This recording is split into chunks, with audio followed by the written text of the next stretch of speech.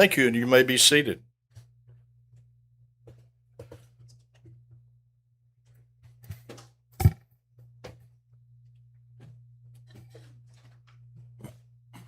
Thank you all for being here today. We want to thank Energy for turning our power back on. We think we were trying to be influenced because of the rate case before us, but we're not going to let that stand in our way, okay? We're on the record. I want to visit with y'all a few moments, and this is not directed at any attorney. It's really more a situation that we find ourselves in. And this gives me, when I do this, it gives me the opportunity to make a statement, and all who practice before us, if they're smart, will read what we do, okay? We have, I believe, one of the most, one of the best commissions this Public Service Commission has ever had. Probably one of the best as far as experienced in what it does. I'm the youngest member at nearly 4 years, and we have been asked to do lots of things with less money and less staff than we have ever been asked to do. And it's a necessity because Arkansas is growing, and this is an opportunity in the world to change the atmosphere, excuse me, the economic atmosphere in Arkansas as a result of that. Public Service Commission has not had a new position in 20 years. Okay? And we have right at less than 100 employees on the staff and on the commissioner's staff as well. And we will accomplish what the governor and the legislature ask us to do with what we have. Saying that, through the years, apparently it has evolved. It has evolved that the commissioners, from my point of view, build a case. Either they build a case or they try the case. And we, quite honestly, don't have the staff and the ability and the time to do that. Where do y'all come in? I practiced law for 25 years, and Larry, I eventually got it right and quit practicing law, okay? I'm closing in on that. There you go. There you go. But I have never seen the practice of law in which the judge asks most of the questions. Matter of fact, when I practiced law in Saline County, if the judge asked a question when I got through with cross-examination, I felt like I had not done my job. I was a little embarrassed. Okay? So I'm going to call on y'all, not just y'all, but the bar that practices before us, to be aggressive, be theatrical. I don't want. I tend sometimes to doze off doing cross-examination. Okay? We don't need that. If you have a position that you adamantly believe in, be enthusiastic about it and fight for it for your client. Okay? That would be very helpful to us as a commission. You know, we call balls and strikes. We're not supposed to be the batter and the pitcher and the outfielder. Okay? We make decisions, and it's hard for us to stay in that lane if we're having to advocate or tear apart a case. Okay? To go from there, I would tell you that we have been put in situations to where recently we recessed a case because the attorneys were not prepared, from my point of view, from our point of view, with their witnesses. They didn't bring enough witnesses. If you need to anticipate the question that Katie Anderson will ask or that Justin Tate will ask and have someone here to answer that question. Or else, in that case, we recess the case and we'll come back and try it another day. We're not above that. If you don't prove your case, we're not above not giving you the Gaja rider. We have done that in a case. You know, we're not here. I try to tell people I'm really on this commission because I'm the eye candy of this commission, okay? And people laugh when they hear me say that. I don't really understand why they laugh, but be enthusiastic, be prepared, have witnesses that if we have to ask a question, we can get that answer occurred. Because our job is to advocate and be a good decider for all the people of Arkansas, all the businesses of Arkansas, all the utilities of Arkansas. And we want to do the best job possible. So, do either commissioner have anything they want to add? Okay. Any questions? Very good. Then y'all have given me my chance to get that off my chest. Okay? So thank you. This hearing will come to order. Before the commission today is docket number 25-064U, which is styled in the matter of the application of Black Hills Energy Arkansas Incorporated for approval of a general change in rates and tariffs. This hearing was scheduled by order number 4 in the docket on January the 30th, 2026. You know, if you have a cell phone, and I'll be the first one to turn mine down, okay? Turn it down, and if you need to make a call, step out in the hall and make a call. So no one is disturbed by that. You can tie into the commission's Wi-Fi system by logging into APSC Guest, and the password is Welcome 2026. Very secretive. For the record, will the attorneys state their appearances and the names of those persons they intend to call as settlement witnesses? Mr. Danjo. Yes, sir. My name is Jeff Danjo, Associate General Counsel with Black Hills Energy. And with me today, I have Mr. Larry Chisenhall, who has given me the honor of serving as lead counsel in the case, even though his bar number starts with a 7 and mine does not. I also have Mr. Mitchell Dennis from Larry's firm, Mr. Samuel Piazza, and another one of our in-house attorneys, Mr. Emmanuel Koshin. He is based in our Denver office. Oh. Please. Don't you love Arkansas weather? Beautiful. Yes, sir. That's all of our attorneys. Thank you. Thank you, Mr. Danjo. How about Attorney General? Ms. Chandler, excuse me. Shirley Chandler, Attorney General's office. I have Michael Lewis with me, as well as Michael Coates. And we have witnesses Greg Meyer here today to testify in opposition to settlement, as well as Michael Free. We also have brought with us today Chris Walters. If you have any questions. Mr. Danjo, did you introduce your witnesses? Yes, sir. Oh, settlement witness. Okay. Yeah. We have Mr. Rob Daniel, who will be our settlement witness today. Now, also, we have every witness who has filed testimony in this case.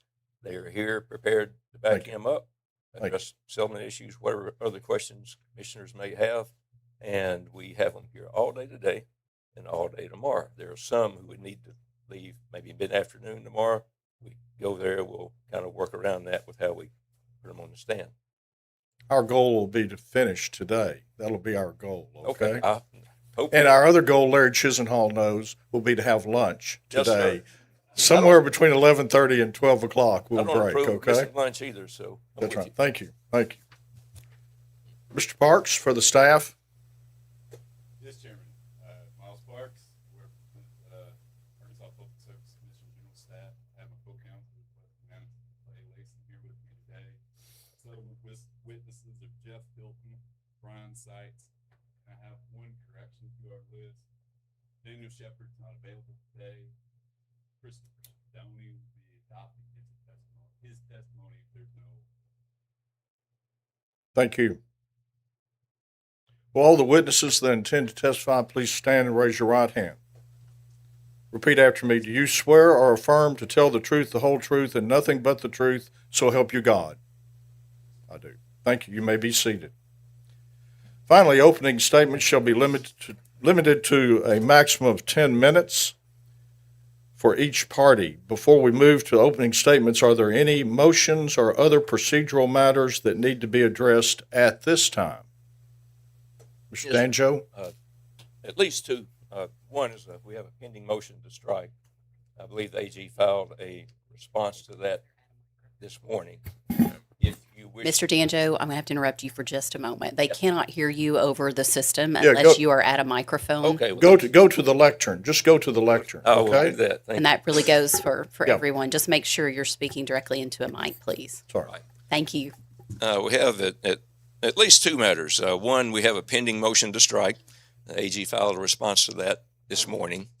Haven't really digested that yet, but if you wish to argue that motion this morning, Mr. Dennis would be our attorney addressing that. And of course, you have various options there how to handle it. And number two, we would object to the rule. We believe as the party with the burden of proof, we should be able to ask questions following questions from the commissioners. And number three, we would move to admit all pre-filed testimony and exhibits into the record. We will deal with all three of those in just a moment. Yes, sir. Okay, thank you. Anything else? Okay. Let's go ahead to opening statements, okay? Okay. Mr. Danjo, you're up first.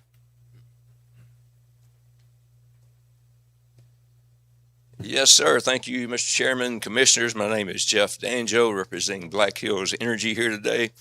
And today we're seeking approval for a settlement which we will believe as a complete package is a reasonable resolution of all the issues in the case and in the public interest. And staff and the company are parties to that settlement. The AG is not a party and does oppose it. All right, this settlement provides for a $13.9 million increase in the rate schedule revenues. The bill impact on a typical average residential customer is $6.38 per month, or 8.6%. Accounting for the recent expiration of the Storm Uri gas cost charge, it results in a net decrease if you compare it to when the case was filed. That net decrease would be $5.29 per month, or minus 6.2%. And to be clear, that Uri charge is not part of the case. It just happened to line up this way. All right. If you are concerned about certain parts of the agreement, keep in mind that the company has already made very substantial concessions to get to this point. For example, the settlement rate schedule revenue requirement is $17.4 million less than the rate schedule revenue requirement in our application. The case is going to be different from most you see because of the weather normalization issues. There have been like 3 different weather normalization issues used in various levels of testimony. Now that causes a very substantial fluctuation in the way the deficiency is presented. You probably noticed that and trying to figure it out. Well, that's why that happens. And we have witnesses here that can address that for you. All right. So focusing in on the rate schedule revenue requirement, the rate schedule revenue requirement currently is $167.4 million. The application rate schedule revenue requirement, $198.7 million. And the settlement provides for a $181.3 million rate schedule revenue requirement. Okay, the difference between the application and our settlement here is $17.4 million. The difference between the settlement and our currently authorized rate schedule revenue requirement is $13.9 million. Now, on the weather normalization issue, all right, in this case, it's not something you see in every case, but in this case, it rises to a constitutional issue under the Hope and Bluefield standards. Now, the issue is there, when a 30-year weather normalization is used, it does not provide a reasonable opportunity for the company to earn whatever revenue requirement and return the commission authorized in that case. So it doesn't matter what you authorize. With 30 years, we don't get a reasonable opportunity to recover that. And that is because it does not adequately reflect a recent warming trend in our service area. As a result, it overstates cold weather and customer gas usage during the period that the rates would be in effect. So this is a shorter term horizon that you're looking at. It overstates the revenue generated by current rates, and this causes rates to be set at a level that is very unlikely to result in BHEA recovering its authorized revenue requirement or earning its authorized return. Now, the settlement includes a 15-year weather normalization period, and that more closely aligns with actual usage expected while the rates are in effect. It's supported by NOAA's recent publication of a 15-year supplemental weather norm, which was issued, at least in part, due to the specialized needs of the energy industry for more accurate forecasting. So you see there is substantial support both from NOAA and in the record. All right, the ROE and capital structure are big issues in this case. So in the settlement, we have 47.5% equity percentage and 52.5% debt. Now, the settlement equity of 47.5%, if you want to look for support for that, look at table SIR rebuttal table TDS2. That's in Mr. Stevens' SIR rebuttal testimony. And there he has a 4-quarter proxy group average and an 8-quarter average with 2 adjustments. One is to add equity, the other is to subtract securitized debt that are both clearly appearing in those proxy companies' balance sheets. And so this settlement equity falls in between those 2 numbers. The return on equity is another big issue. All right, the settlement return on equity of 9.8% falls within everyone's range. Our range is 10% to 11%. Staff's range is 9.6 to 10.2%. The AG's range is 9% to 9.9%. Now, this next thing is important to note. Now, AG witness Walters testified in his direct testimony at page 90 that should the commission adopt an ROE above my recommended midpoint of 9.45%, an adjustment to equity ratio would be warranted. Now, that's exactly what this settlement does. He's recommending 9.45 and 50% equity. Settlement is 9.8 and 47.5. So you have increase in ROE, decrease in equity. And the end result of that, if you look at the overall rate of return, is nearly exactly what would be produced by the AG's combination of ROE and capital structure. So real close to what he wants. Now, the next thing, it's an important issue in this case to us, is the idea of a ROE reduction for Act 373. Now, the settlement agreement contains no agreement by Black Hills to accept such a reduction. Our acceptance of the 9.8 is solely based on our assessment of the overall reasonableness of the settlement. In fact, when I look at this, the legislative findings that are codified in Arkansas Code 23-413-02 clearly show that the General Assembly intended Act 373 to be a significant regulatory reform that incents and accelerates utility infrastructure development. Now, if you ding us on ROE because Act 373 exists, that nullifies that incentive, and it changes from an incentive to actually what I would call a financial burden that would slow down utility infrastructure development in Arkansas. So that's a big issue for us. Now, the AG has contested the settlement. He has about 1.95 million total revenue requirement adjustments. I'm going to talk about a couple of them here. One is working capital assets, $427,000, and the AG's isolated exclusion of unbilled revenues from working capital assets is inconsistent with the way the Commission has applied the modified balance sheet approach since 1984. Second is payroll. There's a straight time adjustment, $1.3 million. If you read Mr. Meyer's opposition testimony, he says there in my direct testimony, identified the level of annual payroll incurred by Black Hills for 2025, then adjusted that level of payroll by the authorized payroll increases for 25 and 26. Now, his flaw is that he stopped at the end of 2025. That's the test year. There's also a pro forma year that extends to the end of 2026. He did not pick up updates from the company that were provided along the way in the case, and does not pick up reasonably known and measurable changes through the end of the pro forma year. And so that's a flaw there. His overtime calculation would take away $71,000 from the company's revenue requirement. He uses a 5-year averaging method that is not appropriate because it ignores the fact that overtime dollars will automatically increase due to merit increases the company grants and due to inflation. Now, Settlement also has some substantial customer benefits. One is where the normalization adjustment is smoothed out, so it's a 12-month period adjustment.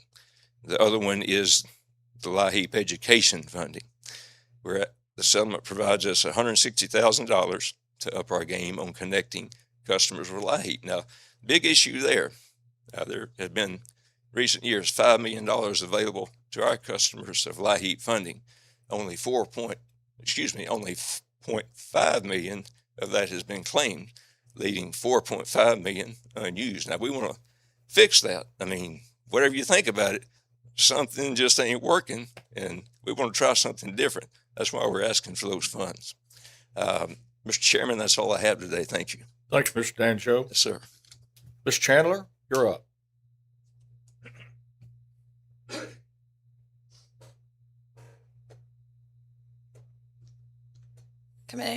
Commissioners, on behalf of the Attorney General's office, as always, I want to thank you for the opportunity to address you all and say that we appreciate the Commission's attention to this matter and the commitment of balancing utility needs with the interests of the public.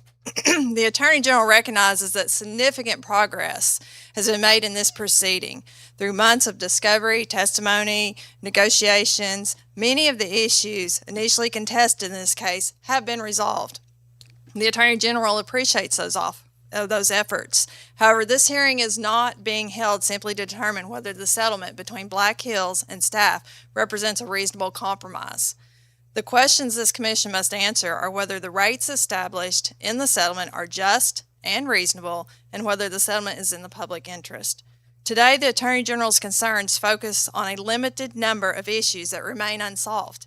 Those issues have important consequences for Arkansas families and small businesses that rely on natural gas service every day. This case comes at a time when affordability remains a paramount concern in Arkansas. Arkansans continue to face pressure from higher costs of housing, food, insurance, healthcare, and other necessities. Natural gas is one of those necessities, providing the fuel to cook our meals, warm our water, and heat our homes. It is an essential service. Every dollar added to a customer's bill is a dollar that cannot be spent elsewhere in the family's budget or reinvested in a small business. As it stands, the settlement would authorize a substantial increase in rates. While this increase is lower than amount originally requested by Black Hills, the evidence demonstrates that the proposed increase remains higher than necessary to allow the company a reasonable opportunity to recover its costs and earn a fair return. As the testimony of our witness, Greg Meyer, demonstrates, several components of the settlement revenue requirement remain overstated. Mr. Meyer identifies 4 specific areas where the settlement fails to reflect the most reasonable levels: unbilled revenue and working capital, large sales non-demand revenues, straight-time payroll expense, and overtime expense. Collectively, those adjustments would reduce the company's proposed revenue deficiency by approximately $1.9 million. While that may seem to be a small number based on some of the numbers that we see before this commission, that number is really large to those who have to pay the bills every month. Mr. Meyer's recommendations are grounded in fundamental rate-making principles. Ratepayers should not be required to provide a return on balances that are not necessary to provide utility services. Revenue projections should accurately reflect available customer usage information. Payroll and overtime expenses should be based on reasonably and historically supported levels. These are not radical positions. They are prudent adjustments designed to ensure customers pay no more than reasonably required. The Attorney General is also concerned about how the settlement allocates costs and distributes the rate increase among customer classes.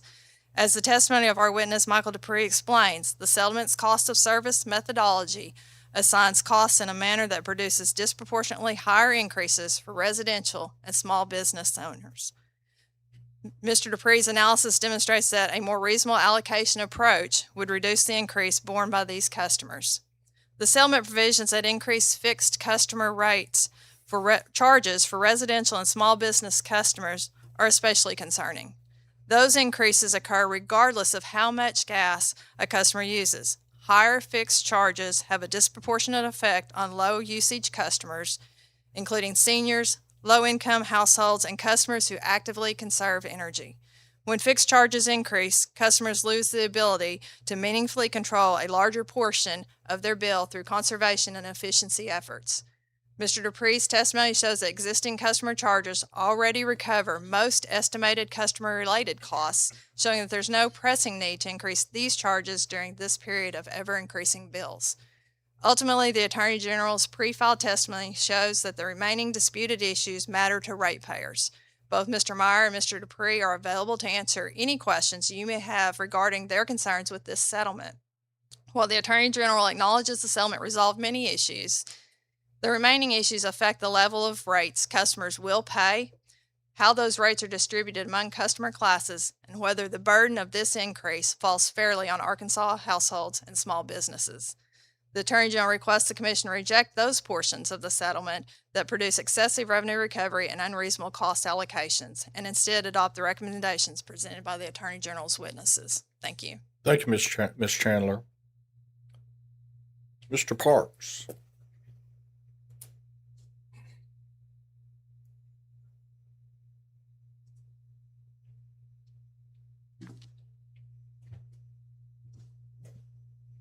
There you go. Good morning, Chairman Webb, Commissioner Anderson, Commissioner Tate. The general staff of the Arkansas Public Service Commission, or staff, stands before you today to strongly advocate for the approval of the non-unanimous settlement agreement executed on August the 11th, 2026 between staff and Black Hills Energy Arkansas, Inc., or the company. This comprehensive settlement agreement, submitted as Joint Exhibit 1, represents a fair, balanced, and highly scrutinized resolution of all outstanding issues in this docket. It is a package that, when considered as a whole, is in the public interest. Staff recommended a revenue requirement of $183.4 million in direct testimony and $186.4 million in surrebuttal testimony. In the settlement agreement, the parties included $188.2 million, an increase of $1.7 million in staff surrebuttal revenue requirement. In contrast, the company's application requested a revenue requirement of $206.1 million, reduced to its surrebuttal revenue requirement of $203.3 million. The settlement agreement amount reflects a reduction of $15.1 million in the company's surrebuttal revenue requirement. To fully appreciate the value of this settlement, we must also consider the differences in the revenue deficiencies. The company initiated this case requesting $29.35 million revenue deficiency increase, which they subsequently increased in rebuttal and surrebuttal testimonies to $36.7 million revenue deficiency increase. In contrast, staff's initial direct case proposed a very conservative revenue deficiency of $4.81 million, and this was increased in staff's surrebuttal to $7.78 million. The revenue deficiencies vary from the revenue requirement due primarily to the level of pro forma operating revenues. To resolve the remaining differences, after all pre-filed testimony had been filed, staff and the company engaged in a complete discussion of the issues. The resulting settlement agreement successfully bridged the gap between staff and the company, establishing a total non-gas revenue requirement of $188.2 million and an agreed upon incremental base rate revenue deficiency of $21.9 million. Once the rolled in safety and integrity rider revenues of approximately $2.9 million is accounted for, the net base rate revenue deficiency is $19 million. Without the revised operating revenue change, the company may not recover the agreed upon revenue requirement. The settlement agreement achieves a balanced outcome that protects ratepayers while preserving the company's financial integrity through the following revisions to SAF's surrebuttal case.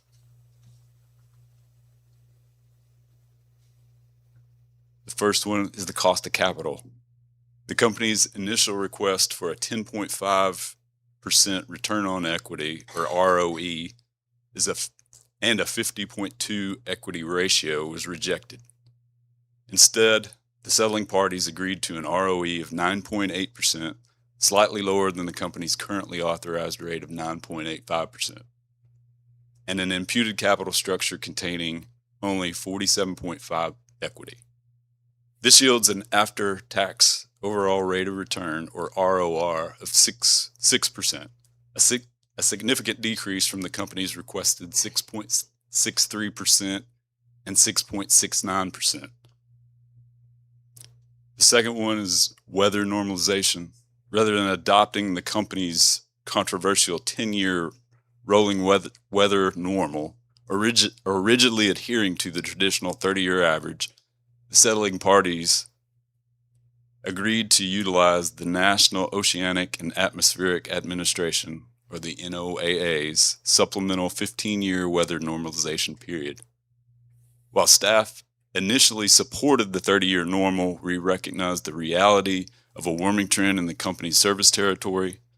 Based on the facts and circumstances in this case, setting rates based on a 30-year average may overstate customer gas usage, resulting in billing determinants that do not provide the company the opportunity to recover its revenue requirement. The 15-year period is supported by the NOAA's official energy sector datasets, produces billing determinants largely comparable to the 30-year period, and mitigates short-term volatility.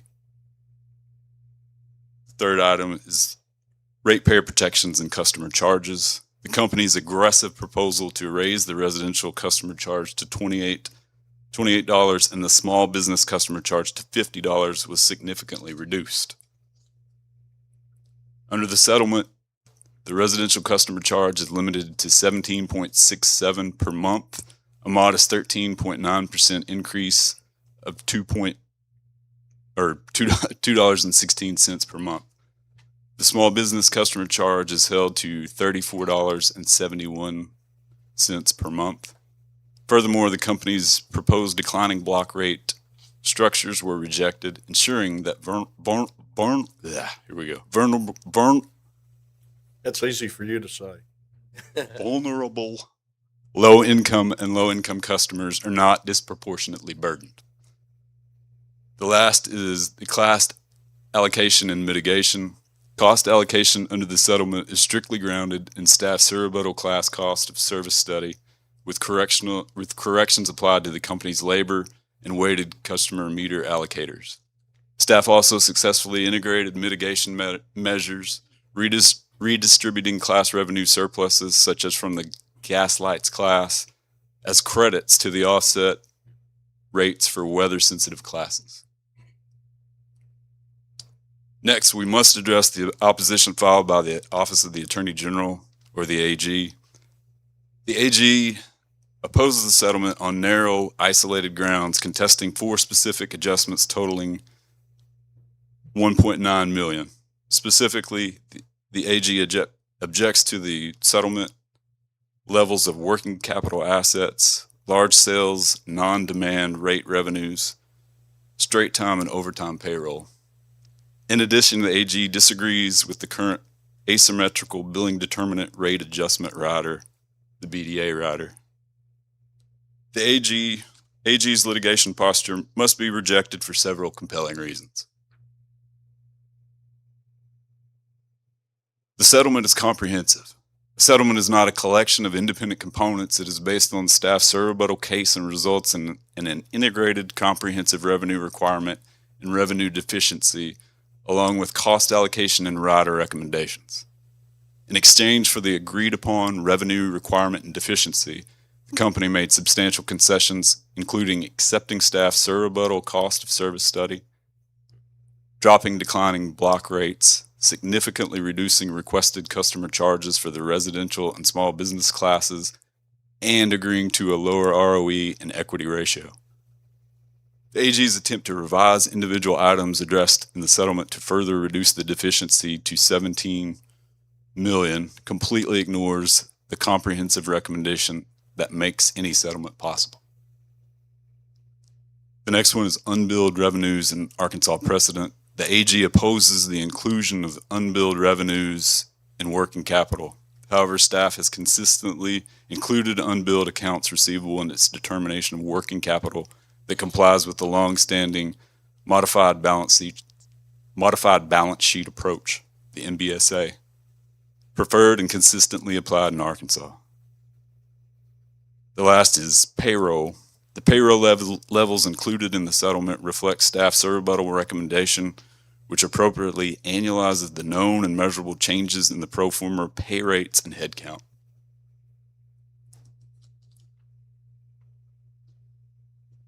Finally, let us address what it means for the everyday customer. For a typical residential customer using an average of 49 CCF, which is 100 cubic feet, that's a natural gas measurement. The settlement rates result in a total monthly bill of $80.63, an increase of $6.38 per month.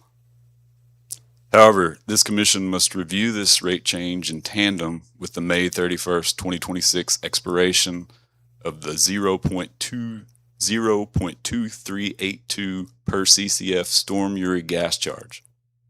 When this major credit expiration is factored in, the same typical residential customer would see their total monthly bill decrease by approximately 6.2% or $5.29 per month, compared with what they are paying at the time the company's application was filed, when their total monthly bill was $85.91.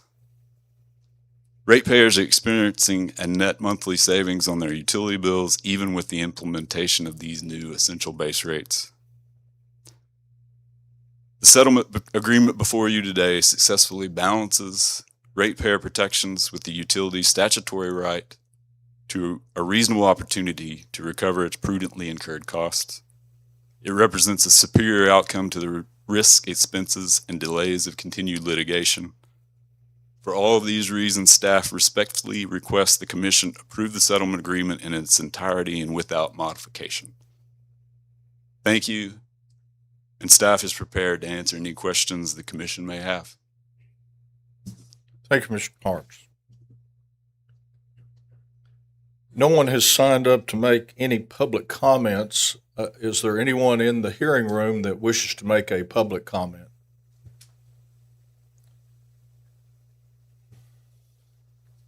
Seeing none, we'll move on to some procedural matters.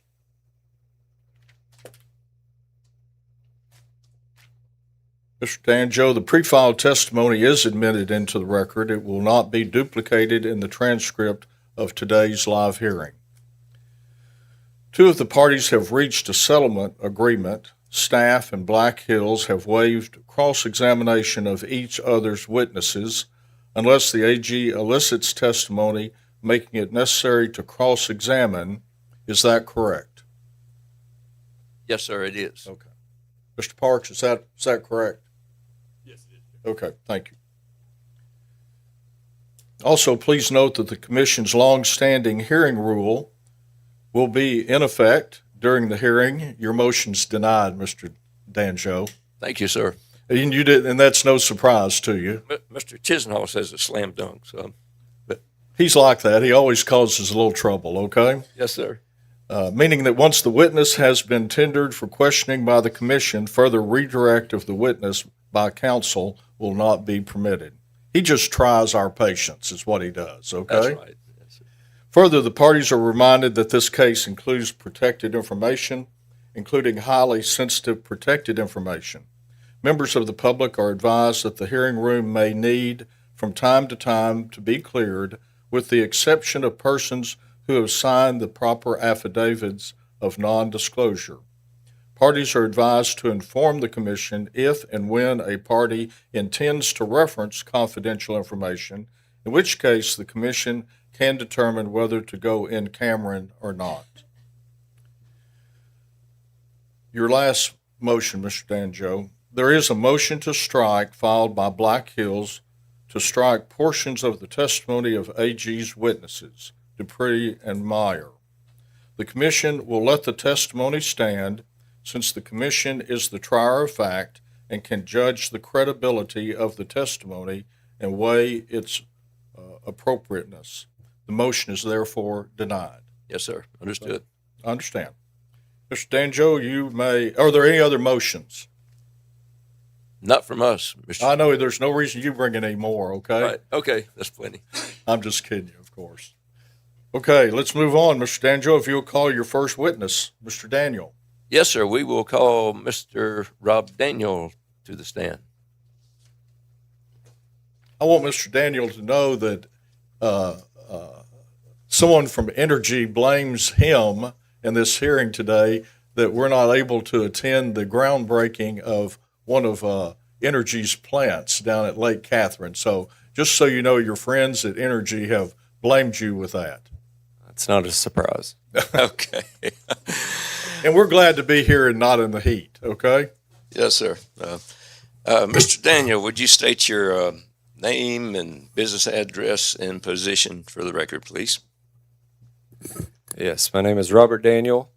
Business address is 655 East Millsap Road, Fayetteville, Arkansas, 72703. I'm the Director of Regulatory with responsibility for Arkansas and Kansas. And on whose behalf are you testifying here today? Black Hills Energy, Arkansas. And Mr. Daniel, did you file multiple rounds of testimony in this case, Yes, including direct testimony on or about December 5, 2025, which is document 31 in this case? correct. And did you also file rebuttal testimony June 23, 2026 as document number 88 in this case? Yes, And sir rebuttal on July 31, 2026 as document 123 in this case? yes, And finally, settlement testimony, August 11, 2026, as document 138 in this case. yes. And if I were to ask you the same questions today, would your answers be the same? They would. I do have two minor corrections Yes, sir. to address. Give me just a moment. Yep, you may proceed.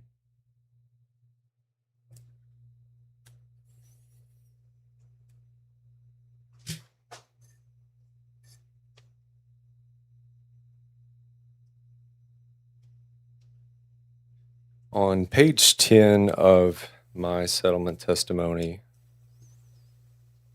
lines 18 through 20, the long-term debt, short-term debt, and common equity balances are slightly incorrect. They're a little higher than they should be. It should reflect, let me find the page in the settlement agreement.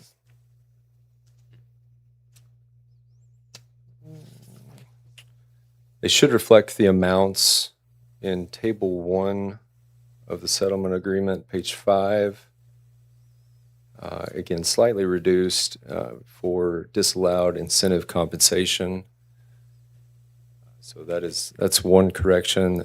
Just to note, that did not those reductions in those balances did not change the overall cost of capital, the pre-tax cost of capital, or the weighted cost of debt. So no change to any of the final numbers, just the balances. Second and final change, page 11 of my settlement testimony, line 10, there is a question there. It says, what evidence closely aligns with the 48.5% common equity component in BHEA's external capital structure? That should read 47.5% common equity.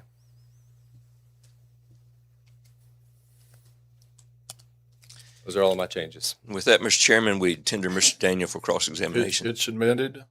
Ms. Chandler, do you have cross-examination? Mr. Lewis, bringing in the big guns. Bringing in something.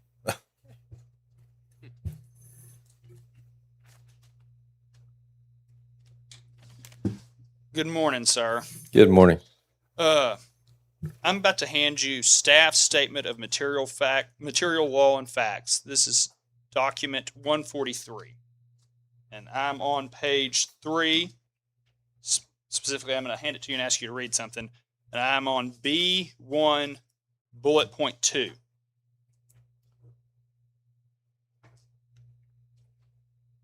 Could you please read the underlined portion of B1 bullet point 2? Staff demonstrates that an authorized ROE of 9.60% sits within a reasonable market cost of equity range and properly reflects BHEA's reduced financial and regulatory risk under Act 373 of 2025. Thank you. Can you explain to me what BHEA's reduced financial and regulatory risk are under Act 373 of 2025? BHEA has, throughout its testimony and in my settlement testimony, acknowledged no reduction in risk as a result of Act 373 of Okay. 2025. Okay. So you disagree with this statement regarding y'all's reduced risk that staff made? That's correct. The settlement includes a comprehensive package of which a 9.8% ROE is included, along with many other components that in totality are reasonable and in the public interest. Well, would you agree with me based off this statement? It looks like y'all have staff and BHEA have a disagreement on how the return on equity was arrived at based off what you just read. Would you agree with that?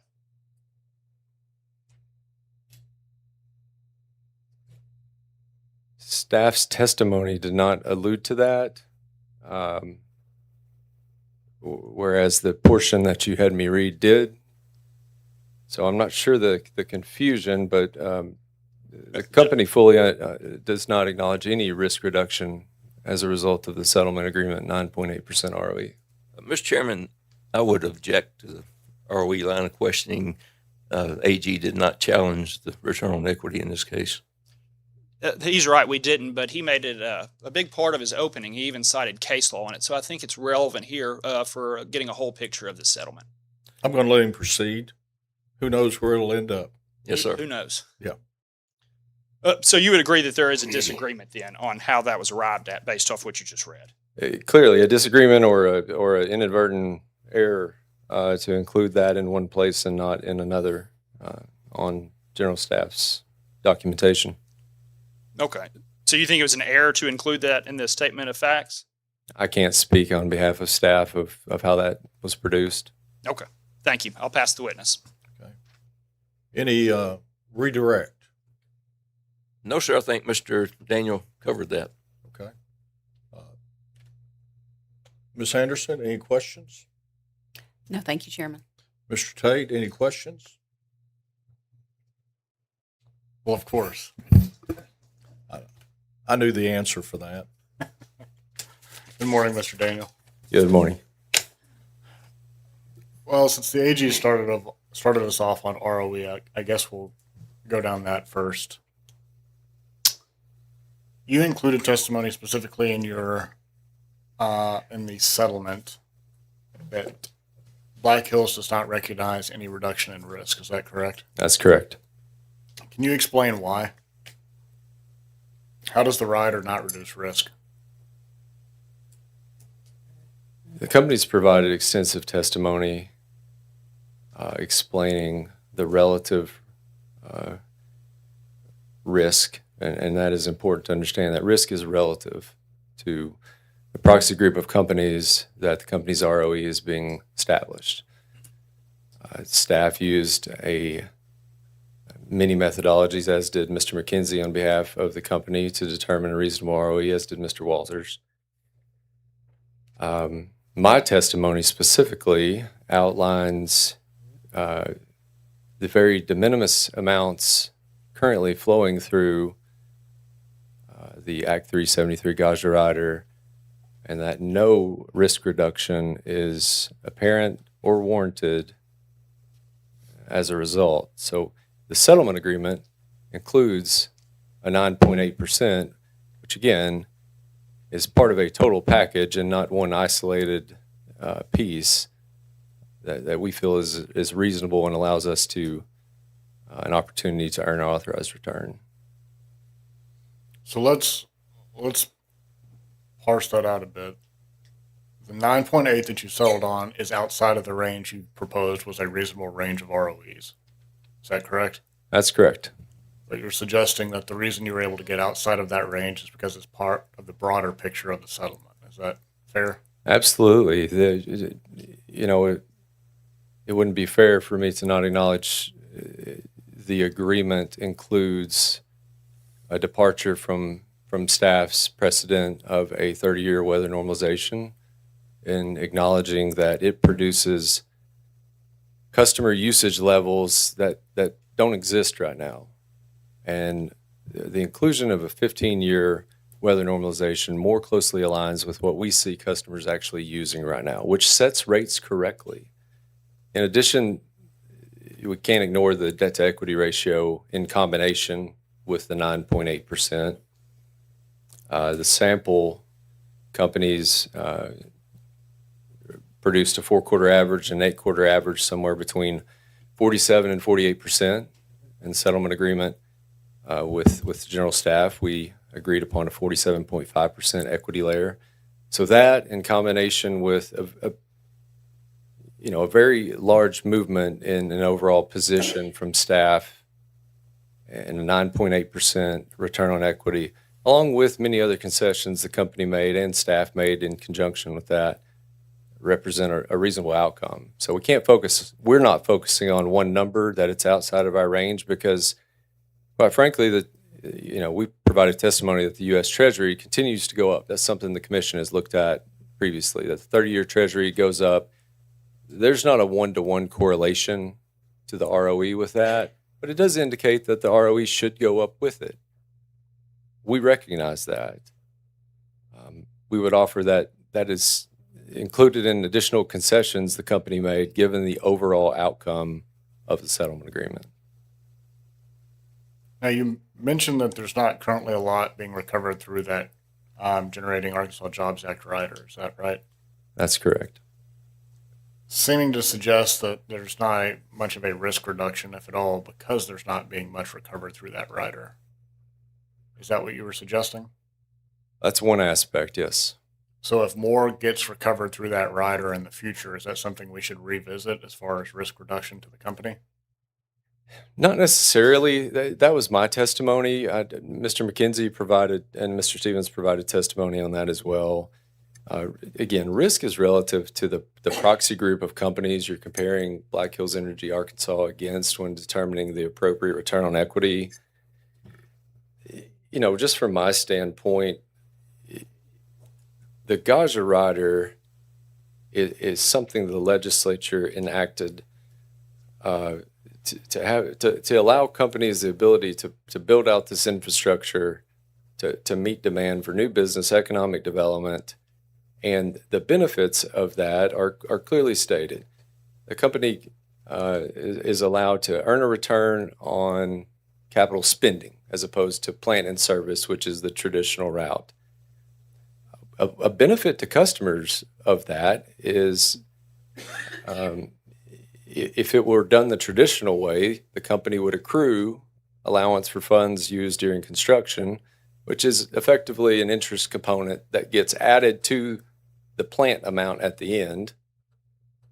And then customers would pay a return on that for the life of the asset. So allowing or customers paying this down beforehand reduces the amount of that asset and the return that they'll have to pay later on for 40 plus years as that asset remains in service. So there are many factors to consider. It's not just if there's more, then there's more risk. Our testimony is, to us, it's clear that it does not reduce risk. I know staff has the opposite position, though.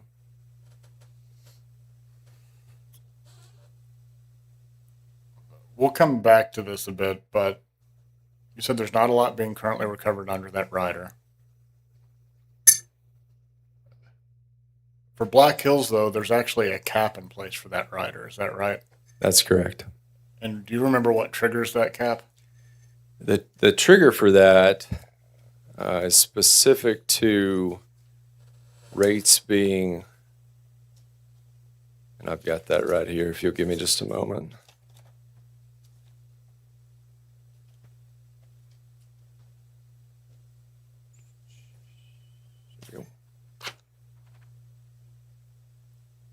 So rates that exceed the national average by more than 10%.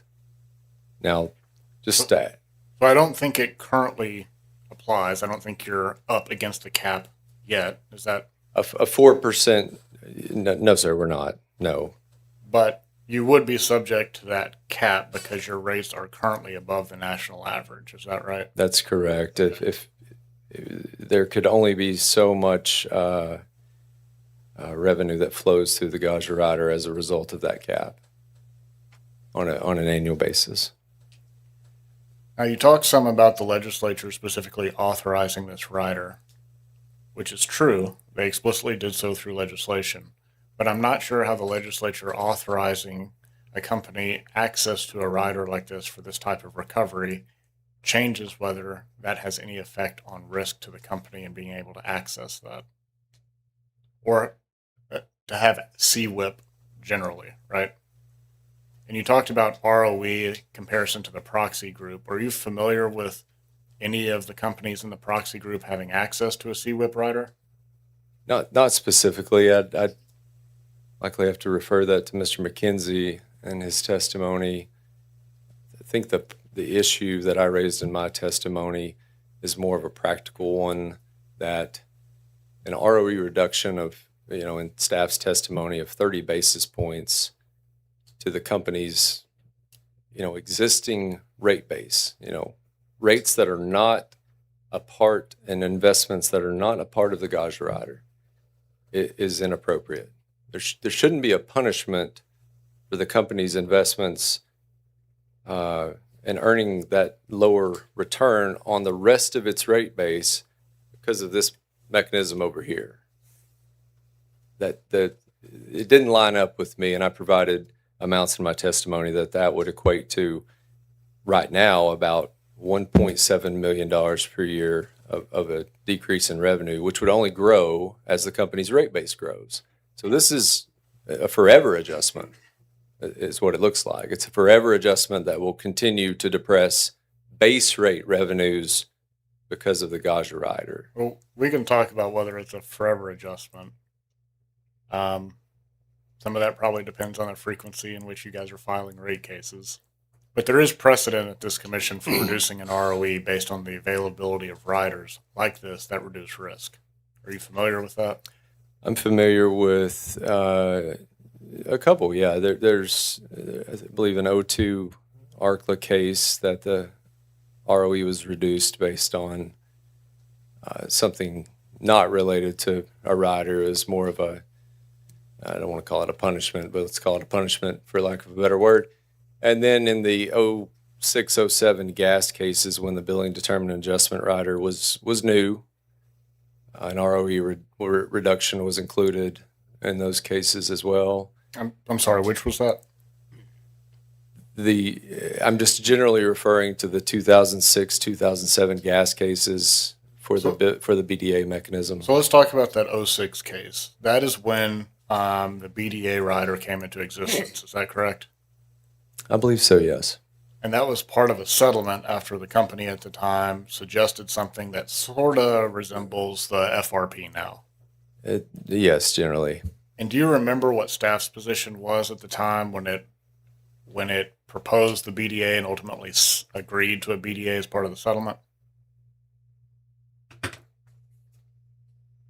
Not specifically, no, Commissioner Tate. I think generally the idea of the BDA was to provide an opportunity for the company or any of the gas companies that experienced a loss of use of gas, loss of customers, or loss of use per customer, which we're experiencing today, the opportunity to basically get back to the authorized revenue requirement.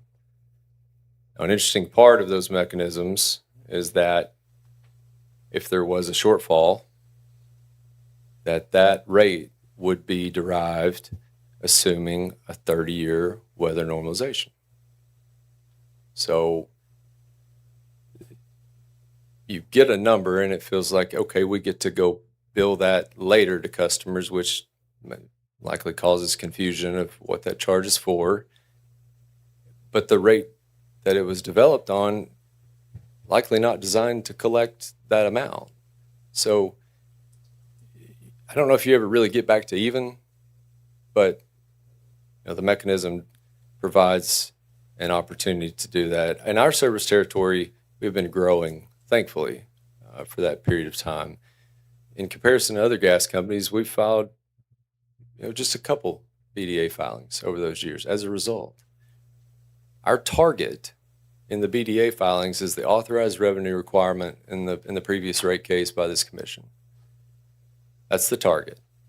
Then we we gather up all the revenues that we got, excuse me, in that period, which include base rate revenues, which include revenues from growth, that capital investment could have happened years ago that we just now see revenues, a subdivision being built out, all the houses are completed, somebody moves in, next person moves in, we start to get customers, start to receive revenue.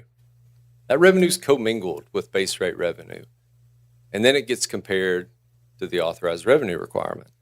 So you've got a comparison of two different numbers. That growth has helped us not file BDA mechanisms, which is a good thing for customers. So at the time, a risk reduction may have been warranted. The company has not used it because it hasn't had to use it, and that's a good thing.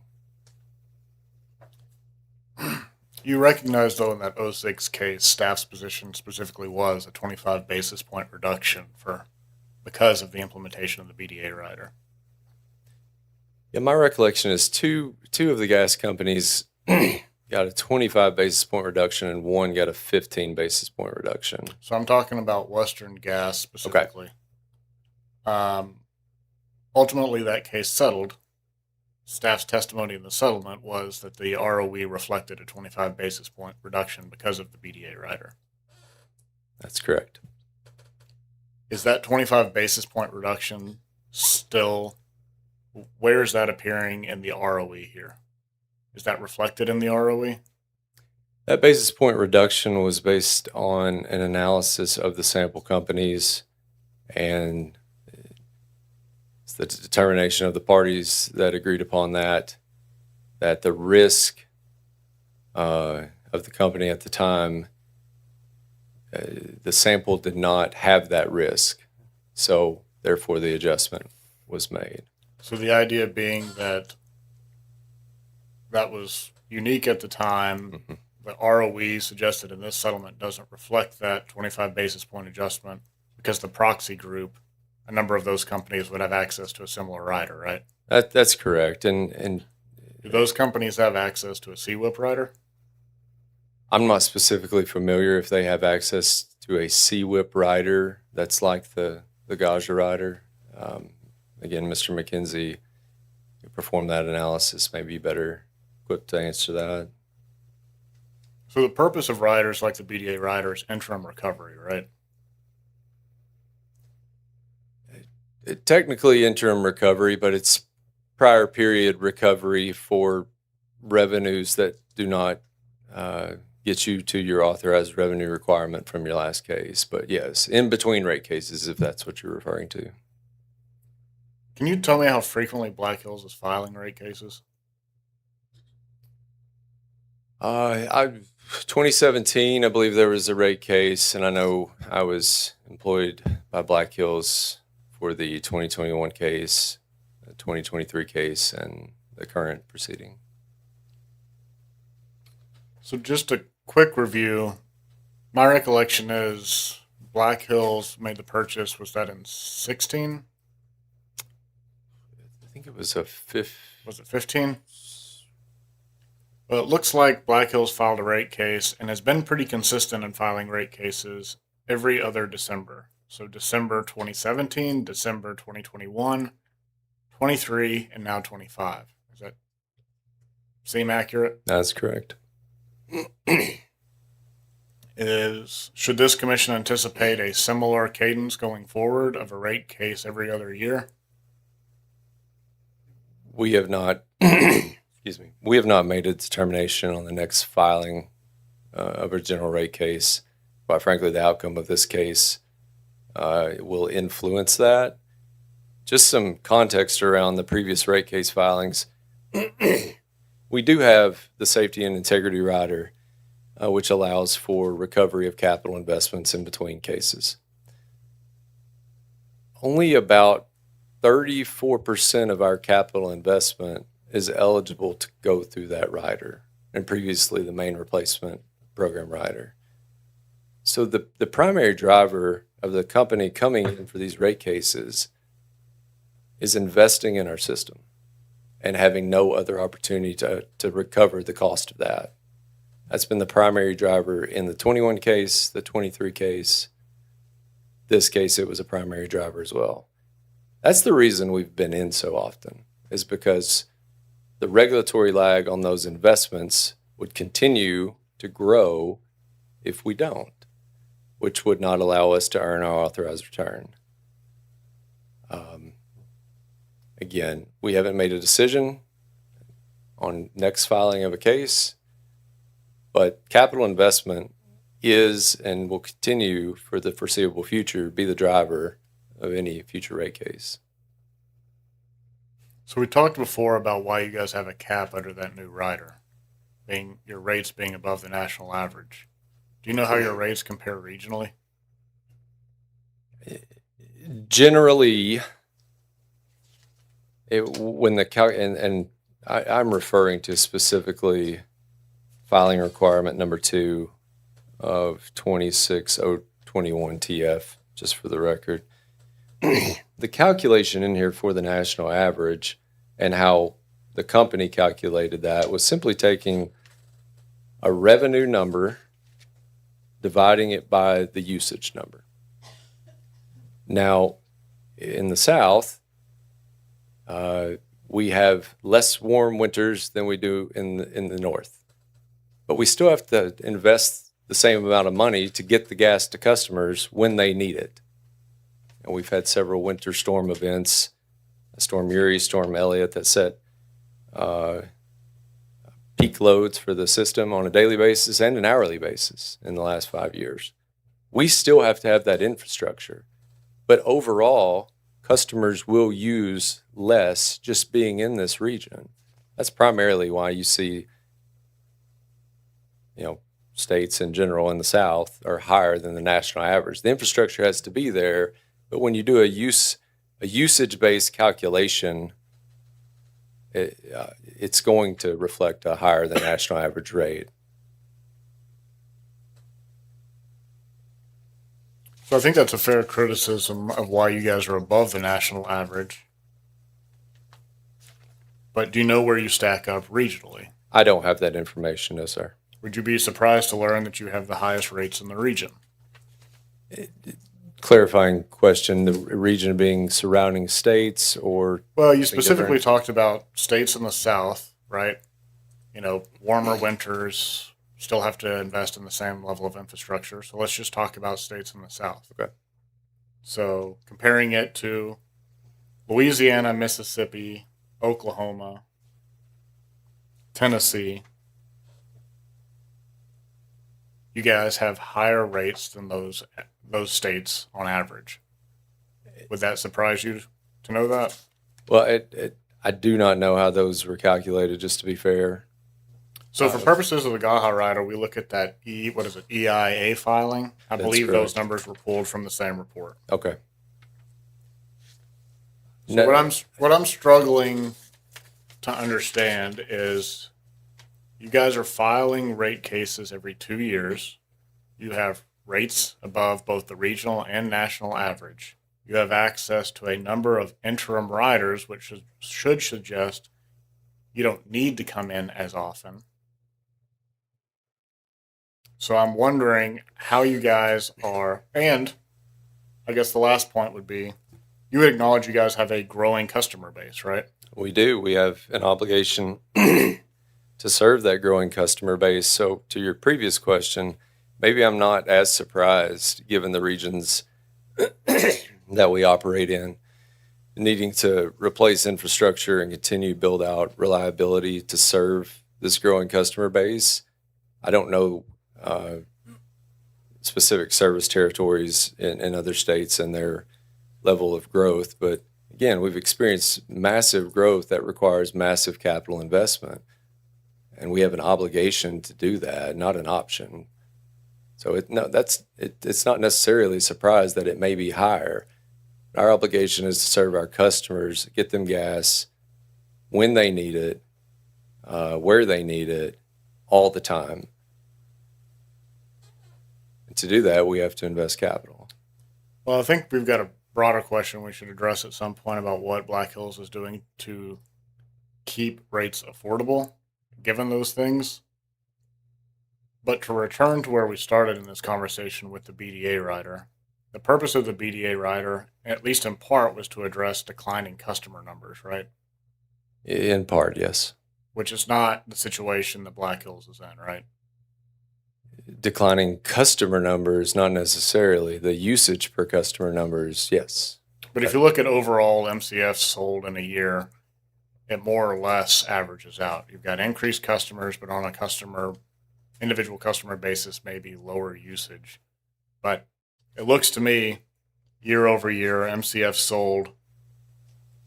If you pull out the oddball year with maybe a lot of heating degree days, you guys seem to be staying pretty consistent in the amount of gas you're selling. Would you disagree with that? I don't have any basis to disagree with that. I think the particulars of it are probably the most important thing to look at. Our customer base is largely residential. When we have seen a decline in residential use per customer. So when your customer base is overwhelmingly residential, I believe 170,000 customers that are residential or more, 174, compared to a total customer base of 190,000. If the residential customers are using less per customer, that continually provides, or it offers a great challenge for us to earn even the current authorized revenue requirement. Settlement agreement includes I believe Mr. Parks alluded to this in his opening statement, a current operating revenue number that reflects the 15-year weather normalization. All that means is that the 15-year weather normalization adjusts expected usage downward more closely to where we're seeing it. The resulting amount of that present revenue calculation is about $159 million. So that's saying Black Hills is getting about $159 million from its customers right now. Our current authorized revenue requirement is $167.5 million. So factually, we're not earning our authorized revenue requirement, primarily due to the declining use per customer in recent years. But with the amount of capital that we've invested in the system and will continue to invest, if that capital lags and we don't have recovery on and of that amount, that will also Provide great challenges to earn the authorized return and the revenue requirement. I'm happy to provide references to the numbers I just stated. That was line 9 on the attachment 1 of the settlement agreement for the $159 million number. And then the cover page of the application, so probably the very first page filed in this docket, part 1 shows the company's current authorized rate schedule revenue requirement. So again, I go back to affordability. Yes, we're all concerned with affordability. We manage our business expenses prudently. We have an obligation to serve our customers and an opportunity through general rate cases and other mechanisms to get recovery on that capital investment in a timely manner. So you referenced that 07 gas case, which was AOG. Part of the rationale in the commission approving a BDA in that docket was that it should reduce the frequency of rate increase applications. It doesn't appear that we're seeing that here. You've only used it twice.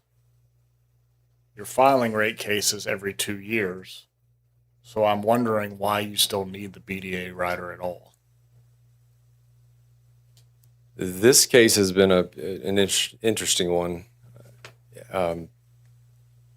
The settlement agreement, including a 15-year weather normalization, now will give us an opportunity, if approved, to have rates set that are now aligned with what customers are using today and not have to rely on revenue from growth to not file those BDAs. So to me, it's too early to say you do need it, you don't need it. We don't know the outcome of this case and how that's going to potentially reduce the frequency of BDA filings, but rates have to be set appropriately based on expected usage to make sure a BDA adjustment is zero or small. And we plan to file one, or maybe have filed one, for several $1 million based on a recent 12-month period. I noted that in my testimony, I think, before we filed that. We don't know yet. We don't know yet how this is going to work. To simply remove a mechanism because we have not used it, I think, is a little premature, just given that the growth revenue in our service territory has helped overcome billing determinants that haven't recovered the authorized revenue requirement. Well, I think it's more than just not using it. You're filing rate cases every 2 years anyways, so it's not having a major effect. You have an opportunity to return. There's not a huge gap, right? It's not allowing you to stay out and not seek general rate increases.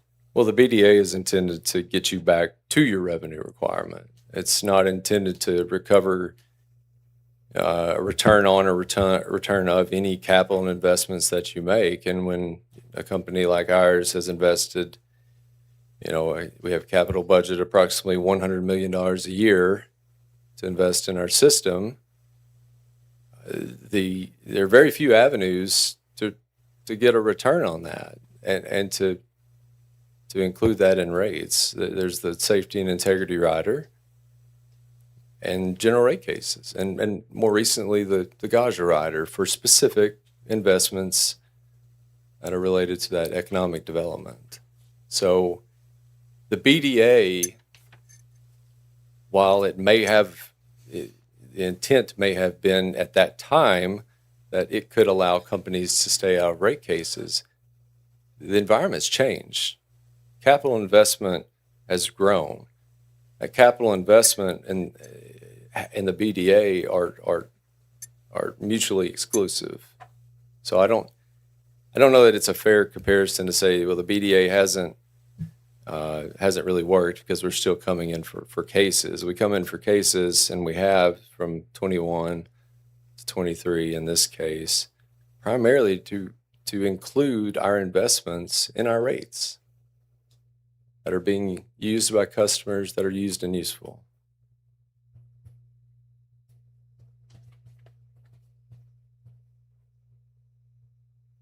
So if this commission was inclined to agree, since we're changing to a 15-year, outlook on weather versus 30, to see how that rider would work with that change, what's the objection to making it symmetrical and allowing the rider to work for customers as well? The BDA, Yes.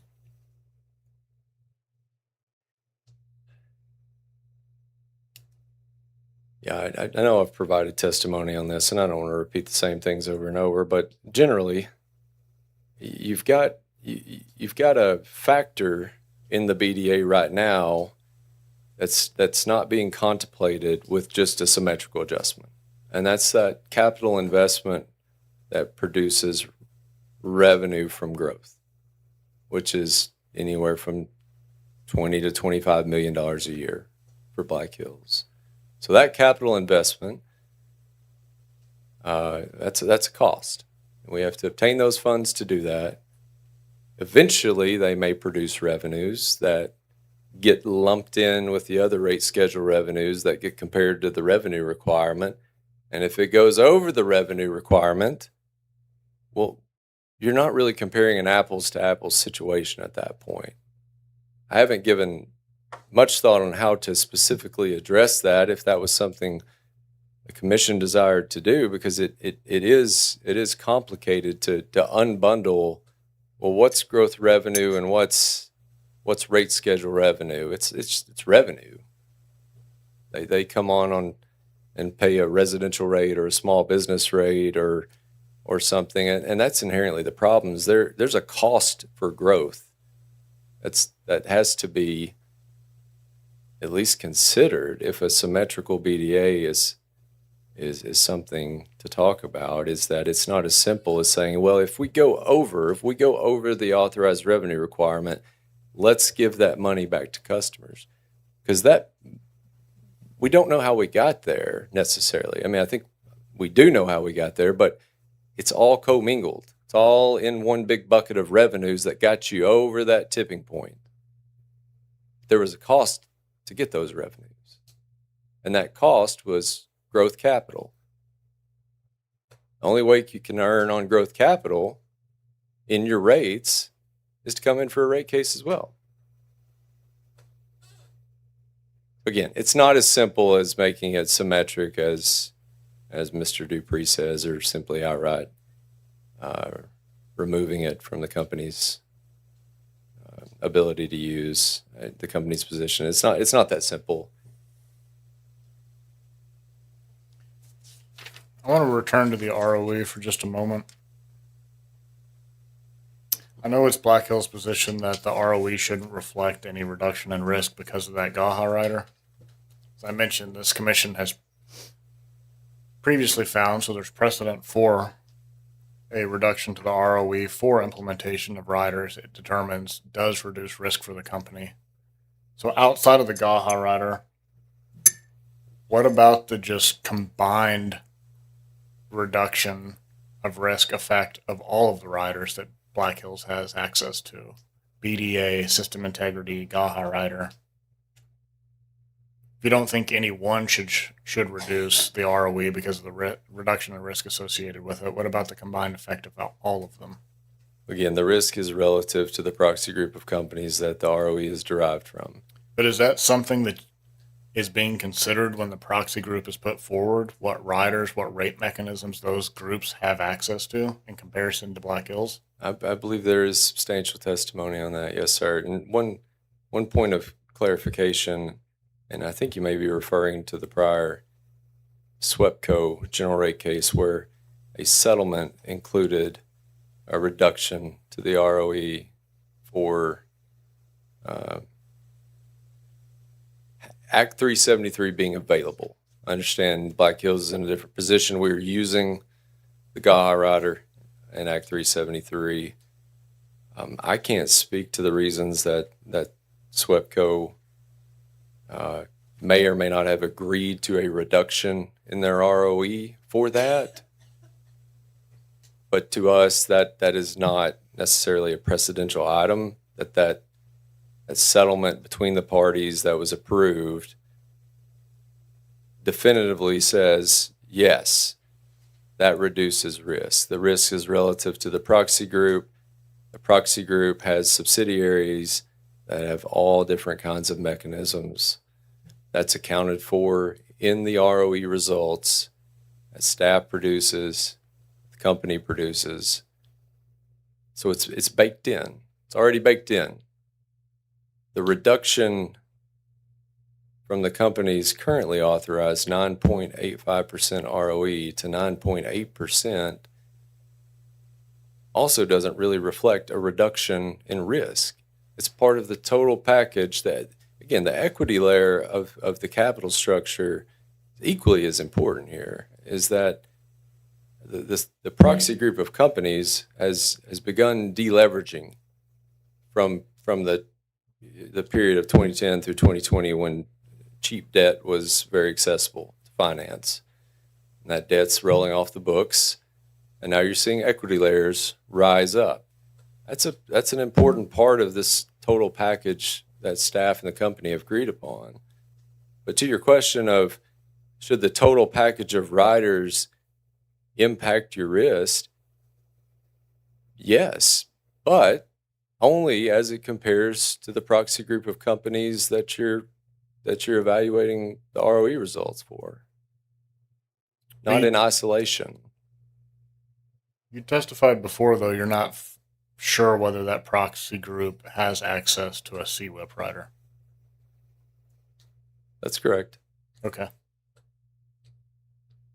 Just one last question, just a clarification on the settlement.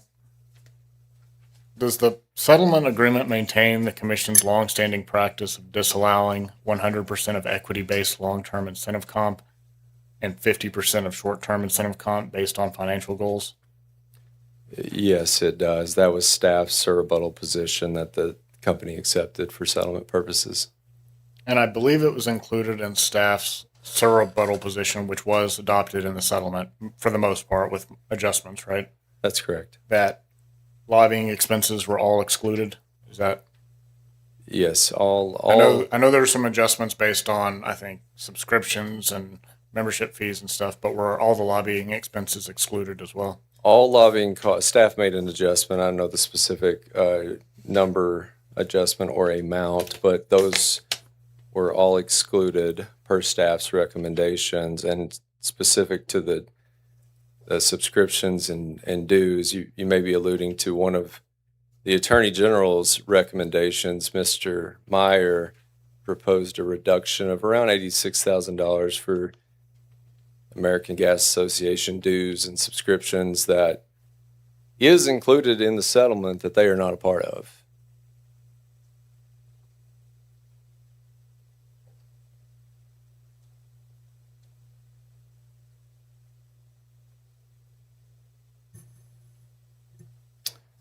All right, last question. Staff originally had recommended an adjustment removing $65,000 in community service expenses.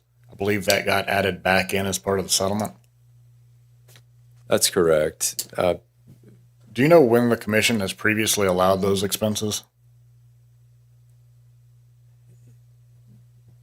Let me start with how that was born. So the company did not make any adjustment to its test year related to what staff referred to as community service hours. I think that the idea behind that is that employees were doing community service on company time, getting paid for it. So the adjustment was to say, well, you're doing it all on company time, so that needs to be removed.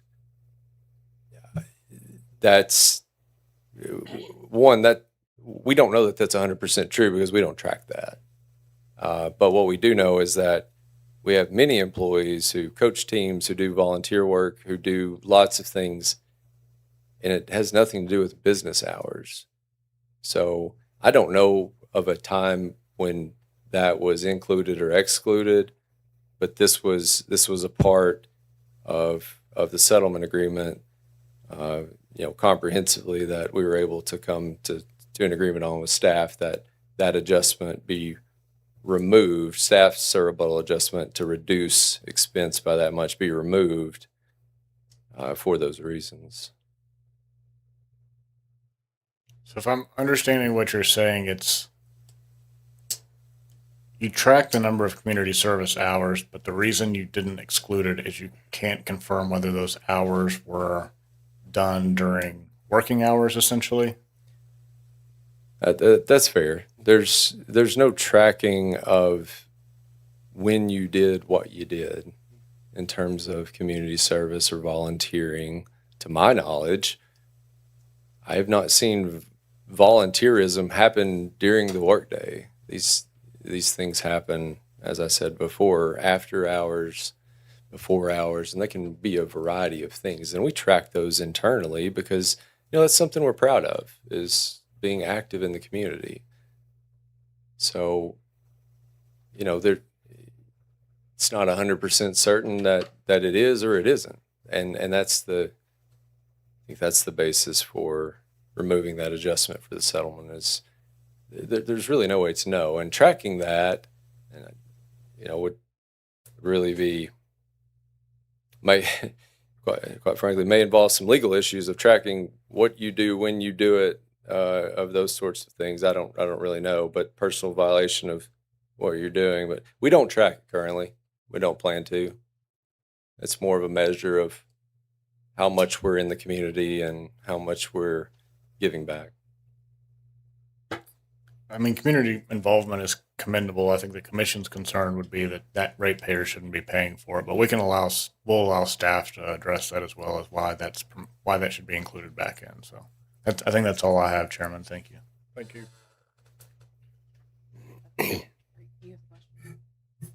Ms. Anderson, you have a question? I do. Thank you, Yep. Chairman. Mr. Daniel, have you read the public comments that were filed in this case? I know they were minimal, but have you read them? Yes. So you have seen or let me just ask you this. What jumps out to you when you read those public comments? The one that jumps out to me the most, and I've actually got it printed right here, is some concern and maybe some confusion over companies' bill and delivery and distribution charges as it relates to gas charges. Sometimes, let me restart here. So we've got sections in our bill that really aim to help customers understand what they're paying for. The delivery and distribution charge, it includes the customer charges, the base rates, and on this redacted sample bill I'm looking at here has very small amounts for riders, energy efficiency rider. That's everything. That's the cost of running our business. That has nothing to do with the cost of gas. We have a separate section that is energy supply, purely the cost of natural gas, and until recently had included the Storm Erie gas charge. And I think the concern was over, the delivery and distribution charge being much higher than the energy charge, if I'm remembering that correctly. That's what jumped out. Okay. What jumps out to me is the particular comment from a customer who's on a fixed income. We have had the dialogue so far this morning has included a conversation of multiple rate case filings over a very short period of time. It's also included a discussion on the various riders that you all have at your disposal. What customer protections are you continuing to put in place for your customers as their costs continue to go up?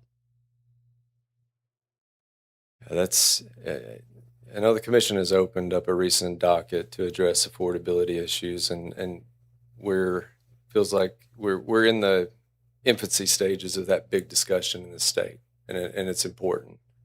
Some things that we have done in this case specifically, the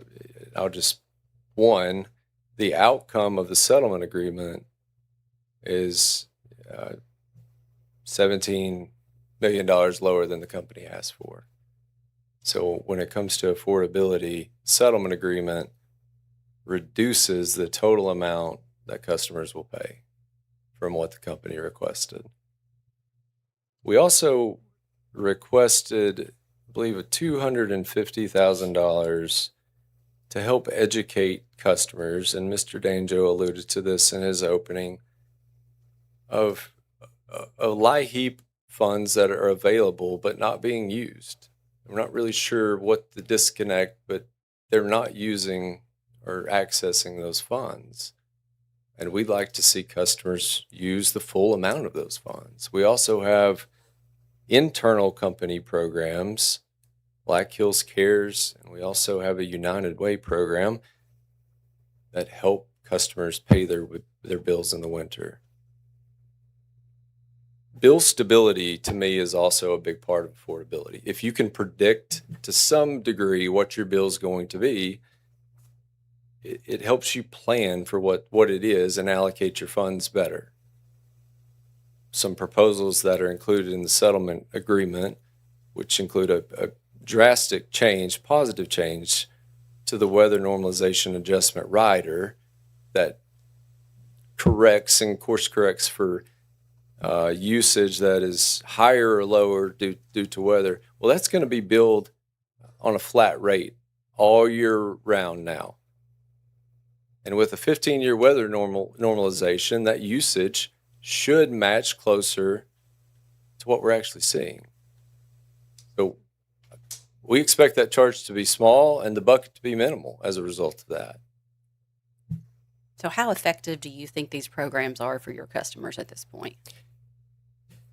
We don't know yet. I mean, specific to the W&A rider, bill stability and the ability for customers to plan, that will be something that we will see over the coming months. In terms of the customer assistance, we're continually trying to give customers more information on how to access funds. And how are you doing that exactly? How are you giving them more information? I was speaking specific to the LIHEAP proposal that we made. So through email, through communications to them specifically, we have folks that is their job to reach out to communities to get them information on how to access LIHEAP funds. And it costs money to do that. But that's not being used right now by customers. And again, A portion of it is not being used, a right? very large portion is not being used. I know in the commission's order that opened that docket, there were many options to consider along with any other that the companies had on affordability. I'll just say that our proposed rate design in this case with the two-tiered rates had an element of affordability to it, because in the winter, the more you used would not affect your bill as much. So it shifted cost a little bit more to the summer and levelized things throughout the year. And we have one peak season, winter, whereas electric companies may have winter and summer where they drive the primary amount of their revenues. So that's one proposal we made. I understand the company sees it that way. I'm not sure that is your testimony here that your customers are going to see it that way as well? Well, that proposal is not included in the settlement agreement, so that's not a part of this. What's not a part of this? The company's original proposal to have a two-tiered rate design. Right. Yes. Right. So what is your response to your customers who are struggling with the company's recent rate case history and increases, because it's resulted in an increase each time, correct? That's correct. Okay. So what is your response to your customers who are seeing these continual increases on their bills from multiple rate cases in a row? I think my first response would be we have an obligation to serve these customers. We have an obligation to serve them reliably. And quite frankly, that costs money. That it just does. We understand the challenges that customers face and that we all face with the recent and really for the last several years, inflation that has driven up prices everywhere. And we have to make choices. We want to be able to connect customers with places that help relieve that.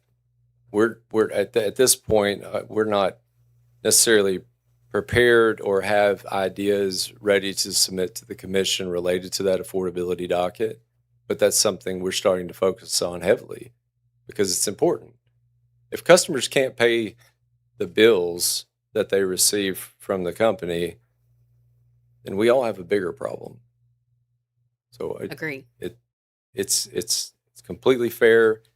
It's understandable. We do have an obligation to serve, and we continue to do that in the most prudent manner we can by managing our expenses, driving those down as much as we can in this environment. Things cost more. We are not immune to that either, just like our customers.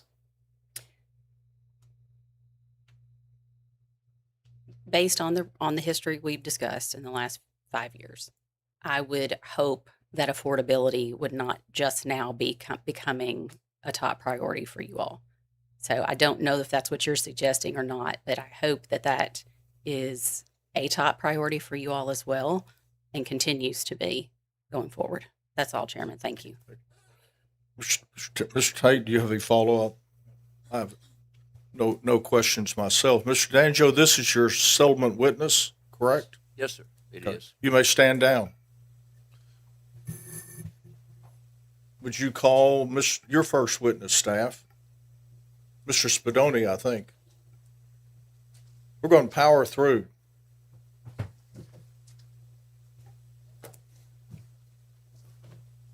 Thank you.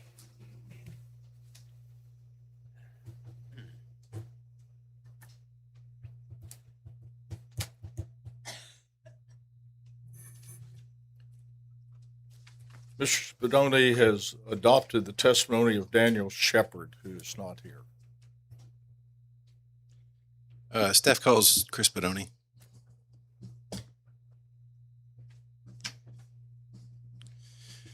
Could you please state your name and business record or business address for the record? Chris Spadoni, business address 1000 Center Street, Little Rock, Arkansas 72203, Arkansas Public Service Commission. Pull the mic closer to you, Mr. Spadoni. There you go. Perfect. And who's your employer? Arkansas Public Service Commission. And what is your title? Public Service Rate Case Analyst 2. On whose behalf are you testifying today? I'm testifying on behalf of the general staff of the Arkansas Public Service Commission. Are you the same Christopher D. Spadoni who filed direct testimony and exhibits on May 21st, 2026? I am. And the same Christopher D. Spadoni who filed rebuttal testimony on July 21st, 2026 and redlined and corrected rebuttal exhibits on July 24, 2026? I am. Are you the same Christopher D. Spadoni who is adopting the direct testimony and exhibit filed by Daniel A. Shepard on May 21st, 2026? I am. And the same Christopher D. Spadoni who is adopting the rebuttal testimony and exhibit filed by Daniel A. Shepard on July 21st, 2026? Yes. And the same Christopher D. Spadoni who is adopting the redlined and corrected rebuttal testimony filed by Daniel A. Shepard on July 24th, 2026? I am. And the same Christopher D. Spadoni who is adopting the settlement testimony filed by Daniel A. Shepard on August 11th, 2026? I am. Thank you. Do you have any corrections or additions to your testimony or exhibits or your adopted testimony and exhibits at this time? None at this time. And Mr. Chairman, I tender the witness. Thank you. Ms. Chandler, who's doing the cross? Mr. Lewis. Thank you. Mr. Spadoni, I know that you're not, be sure and speak to us in the mic. Don't worry about Mr. Lewis. Don't He'll worry about take me care at of all. himself, okay? I'll do my very best. Thank you. I know you will. Mr. Spadoni, I think the settlement agreement, it called for, and the agreement was to utilize a 15-year weather normalization period. Is that correct? That is correct. And is it your understanding, is this the first time that a 15-year weather normalization period has ever been approved or okayed by the staff? I'm not familiar if it has been. You're not? Okay. And you would agree that the surrebuttal testimony and the direct testimony of Daniel Shepard originally called for a 30-year weather normalization period. Is that correct? I would agree with that. Okay. I'm handing you surrebuttal testimony of Daniel Shepard. This is document 101. Can you please read for me this paragraph that I have underlined starting with line 7? Okay, line 7, because actual weather will inevitably differ from historical averages, no weather normalization methodology can precisely predict the weather that will occur while remain in effect. The very nature of a climatological normal is that actual observations will fluctuate around that average. A longer historical normalization period recognizes this inherent variability by reducing the influence of temporary weather patterns or unusually warm or cold periods on the billing determinant that's ultimately approved by the Commission. And do you agree with that statement? I would agree with that statement. Okay, so the longer the period, the more it kind of levels it out. I object here. This is not an issue that was on the revised issue. I'll wait for Mr. Chairman to go. What was the objection? Chairman Webb, I object to this line of question. This is not an issue that was on the revised issue. I'm going to overrule. Once again, the commission can determine the necessity of this testimony and the validity of this testimony. Thanks for your objection. So proceed. So I interpret this to mean, and correct me if I'm wrong or you interpret it differently. The longer the weather normalization period, the more inherent variability is reduced. Is that correct? My interpretation of that would be that the longer the historical period is set, the less the effect of temporary, meaning short term, and I'm not going to attempt to define that here, the less the effect of that short term variability will have on overall billing determinants. Okay, so a 30-year period would help normalize that out more than a 15-year period. Generally, that would be the case. Okay, I'll pass the witness. Any redirect?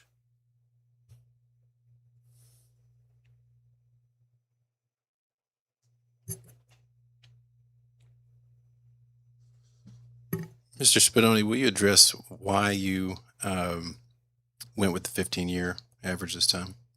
So in the context of the settlement, staff decided that it was most appropriate to use the 15-year normal. Some additional context to that, in between the company's SIRSA rebuttal filing and the negotiation for settlement, staff discovered that there was a limitation in its own model relating to the update to pro forma actuals. So that would be any billing data after test year end December 31st, 2025. Staff did not feel confident in producing its own 30 or 15-year normals under that effect for comparison purposes. However, our preliminary results indicated that were staff to update its own methodology, the results in that update would more closely suggest the 15-year normal. We believe that the prolonged heating period suggested by, I believe, Mr. Hyatt's testimony justified the switch from the 30-year to Thank the you. 15-year normal in context of settlement. So just to clarify, you meant in the context of settlement for this docket. In the context of settlement for this docket, under these particular circumstances, we felt that was appropriate. Thank you. Any recross? I'm being very liberal here. No, sir. I'm shocked to hear that. Yeah, thank you. Note that of the record. That's right. Strike that from the record. It happens, okay? Ms. Anderson, do you have questions? Not right now, thank you. Okay. Mr. Tate, you have questions? Is that a stupid question? No. I only ask the stupid questions. No question? I think you covered this, but I just want to clarify. This would be the first time that we're using a 15-year normalization. Is that right? I'm not Right. aware of any other cases Okay. where we used 15-year. That's not to say that it has not been adopted. But staff's position is that by agreeing to this as part of the settlement, that's not suggesting that 30-year is inappropriate or not reasonable, but for purposes of the circumstances here in this settlement, 15 years you found is reasonable. That's correct. Okay. I don't have this in front of me right now, I believe, but I believe that Mr. Shepard's settlement testimony indicated that we believe that this was appropriate for these circumstances only. Ms. Anderson? Have no questions? You may stand down. Okay, thank you.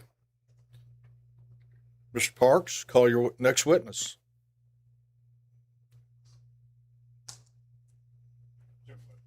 West Mass. Okay, thank you.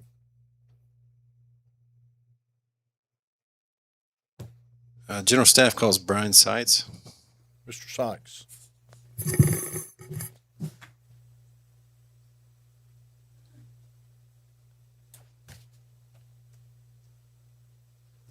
Mr. Sykes, I'll remind you, you speak to us. And eat the mic. Thank you. Yes, thank you. Eat it. That's right. Could you please state your name and business address for the record? Brian Seitz, 1000 Center Street, Little Rock, Arkansas, 72201. And who's your employer? Public Service Commission. What is your title? Director of the Financial Analysis Section. On whose behalf are you testifying today? General Staff.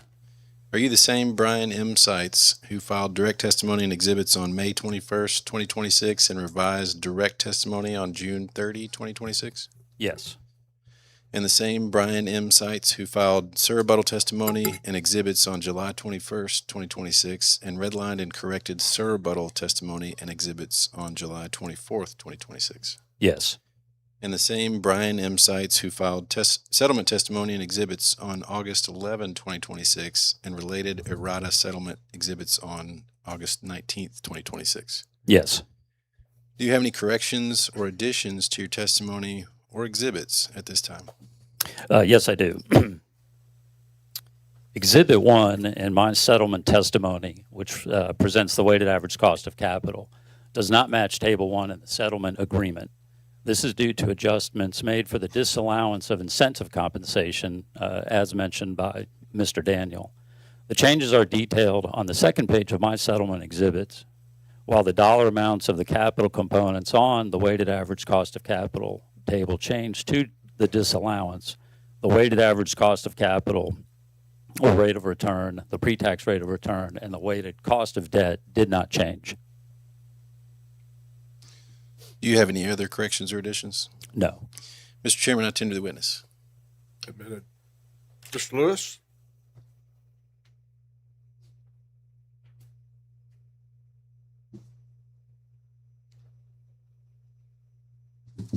General Webb, I can come in and object here. Sites, there's no issue on the revised issue with Brian Sites. I note your objection that we're going to proceed. Mr. Seitz, in your direct testimony, what was the ROE that you recommended? 9.6%. Okay, and was that the midpoint of your explain to me how you arose at that. Staff's analysis came up with a recommended ROE range of 9.6 to 10.2%. The midpoint of that range is 9.9%. The low end of that, obviously, is 9.6%. Okay. And did y'all have a deviation in that based off the Act 373 of 2025? Yes, to recommend the low end of the range was a mechanism to account for the lowered risk provided by the implementation of Act 373, which did not exist at the time of the company's last rate case. Okay. And prior rate case. What was let me ask you, and I had Mr. Daniel read this earlier. I'm handing you document 143, the staff's statement of material law and facts on page 3, B1, bullet point 2. Can you please read the underlined portion? Staff demonstrates that an authorized ROE of 9.6% sits within a reasonable market cost of equity range and properly reflects BHEA's reduced financial and regulatory risk under Act 373 of 2025. Okay. And Chairman Tate asked Mr. Daniel some of these questions earlier, but I'd like to know your opinion. Can you explain to us what BHEA's reduced financial and regulatory risk is under Act 373? Act 373 allows for the early recovery of construction work in process. To the extent that companies are able to present amounts that are merely estimated at the time of the period that when the customers start to pay, and in addition to being able to use, in some cases, estimates or money that has not been spent yet, while ratepayers are still providing a return on that unspent money, it is also at a rate higher than what is provided in general rate cases due to the Act's calculation of the return. Okay, and there's I didn't ask this earlier, but do you agree with the statement that I have underlined and you just read? Yes. Okay. So that Act 373 played a role in you being okay with the settlement agreement as it pertains to the ROE. Yes. I'll pass the witness. Any redirect? Chairman, can I ask a question real quick Sure. for the AG? Mr. Lewis, is the ROE an issue that the AG is opposing in the settlement? No, sir. I just wanted clarification because the basis for how they arose that ROE seems to be a little bit different. Okay. So it's just the process, not the end result. Yes, sir. Okay. Mr. Sykes, just to clarify, in that statement of material law and facts that you were just reading from, was that an error in there, and that did not reflect the number that the staff settled on? Is that correct? That's correct. 9.6% was our initial recommendation. We settled at 9.8%. Thank you. Mr. Lewis, any question? Any further? Okay, thank you. Madam Anderson? No questions. Commissioner Addison? No questions. Thank you, Chair. Mr. Tate?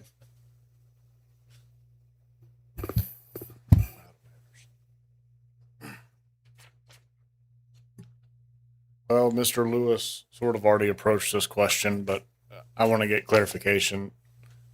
Black Hills in its settlement testimony maintained the position that there shouldn't be any ROE reduction related to any risk reduction because of the GAHA rider. I know staff in its testimony, at least before settlement, suggested that there was a decreased risk and that should be reflected in the rider. Regardless of the ROE settled on, is it still staff's position that the GAHA rider reduces risk and that should be reflected in the ROE? Yes. Thank you. I think that's all I have, Chairman. Anything further? You may stand down. Thank you. Thank you, Thank you for the Commissioners. drive. Yes, Mr. Parks. Call your next witness, Mr. Hilton.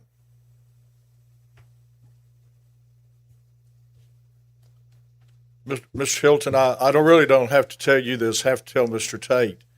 This is the only thing that stands between us and lunch. But you have 30 minutes, okay? You got 30 minutes. Well, look at his stack of materials. So, That's intimidating, okay? So let's go forward. but thank you for announcing. But the staff calls Jeff Hilton. Could you please state your name and business address for the record? Yes, Jeff Hilton, 1000 Center, Little Rock, Arkansas. And who is your employer? Arkansas Public Service Commission, And what is your title? the Director of Gas and Water Section. On whose behalf are you testifying today? Arkansas Public Service Commission, General Staff. Are you the same Jeff Hilton who filed direct testimony exhibits on May 21st, 2026?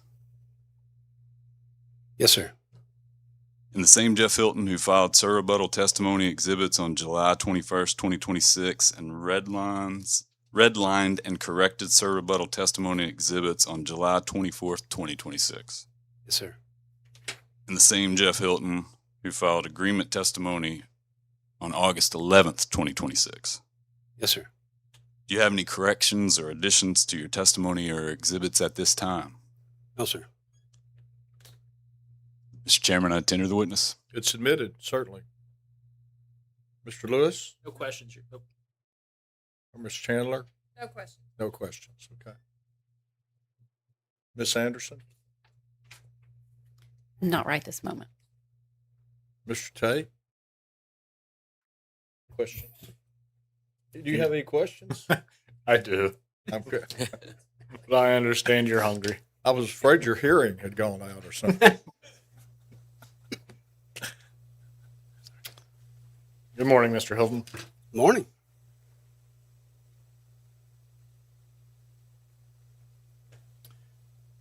You were in the room when I asked Mr. Daniels questions about the BDA rider. Yes, sir.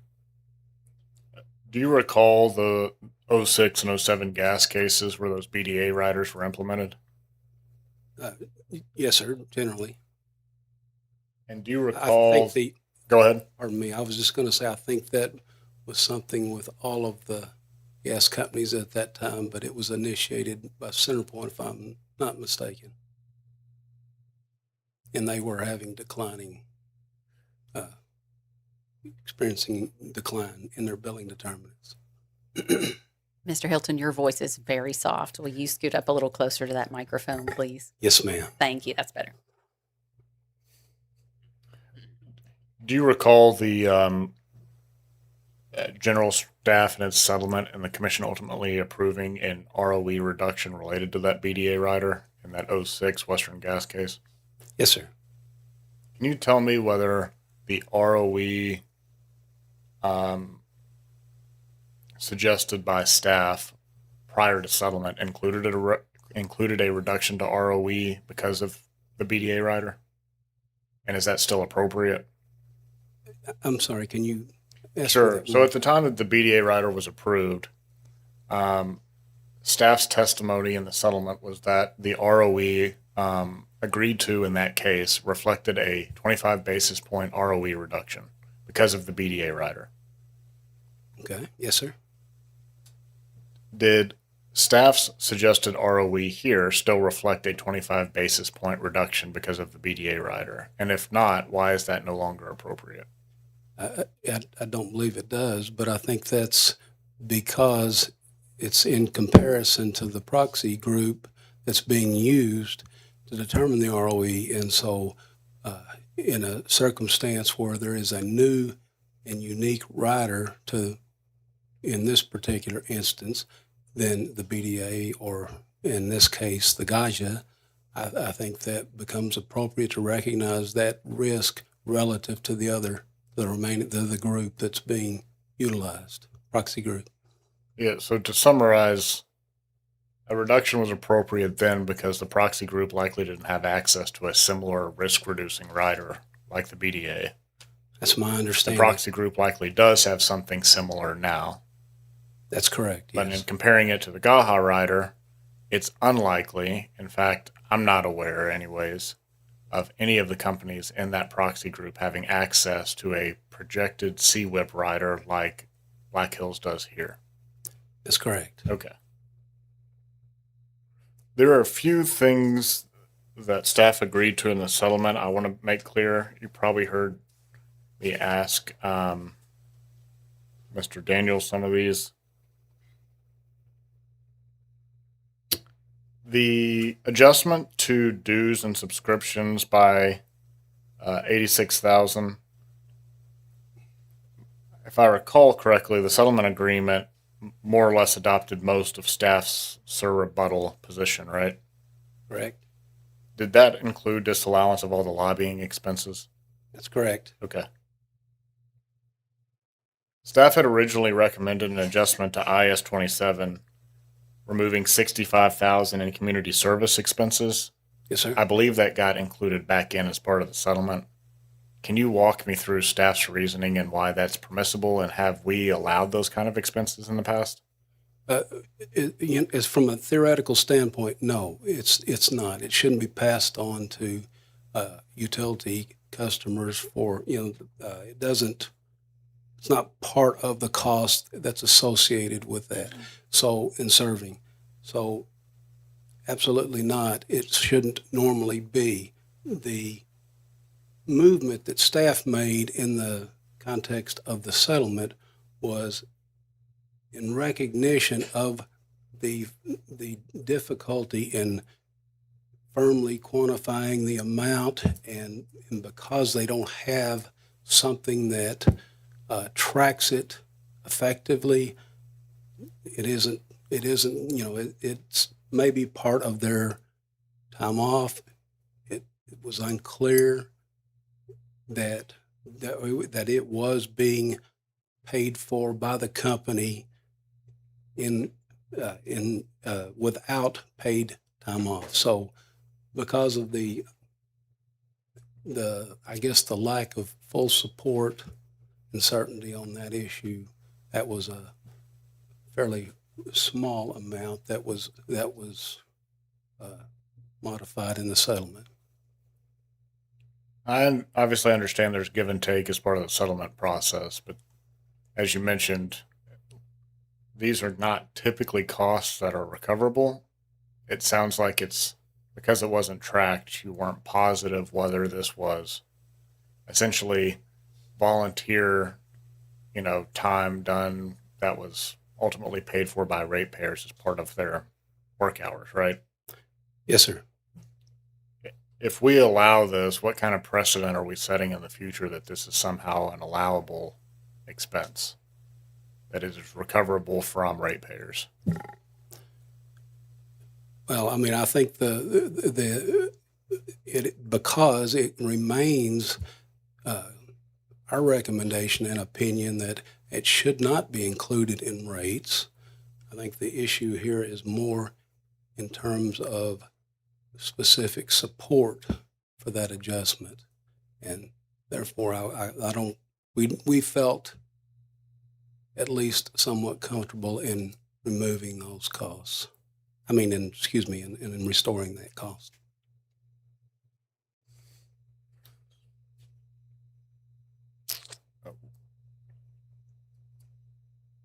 In your position in gas and water, you're obviously very familiar with the frequency in which Black Hills is filing rate cases.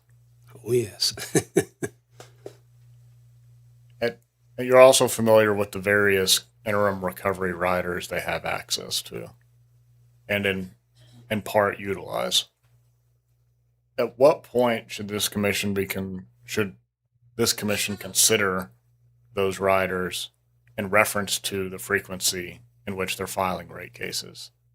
I mean, if they're meant for interim recovery, but they're in every 2 years, at what point should we be reconsidering whether those riders are necessary? Well, the problem is always that a rate case doesn't result in it's not a mechanism that gives a company exact recovery.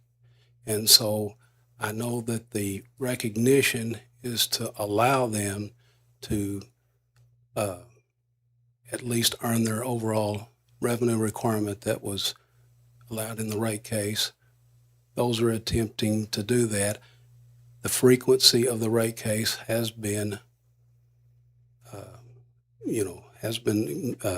shortened, I guess, the intervals have been shortened. And so in recognition of that, I don't know that means the other riders are necessarily inappropriate.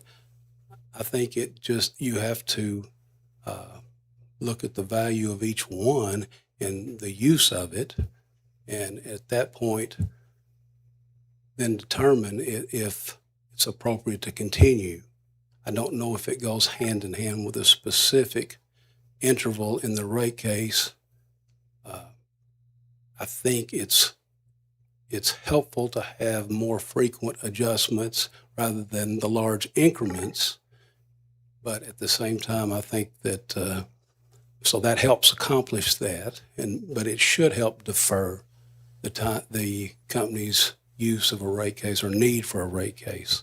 But again, that's still going to be based on the particular investments made, which is primarily the driver for these and at the time.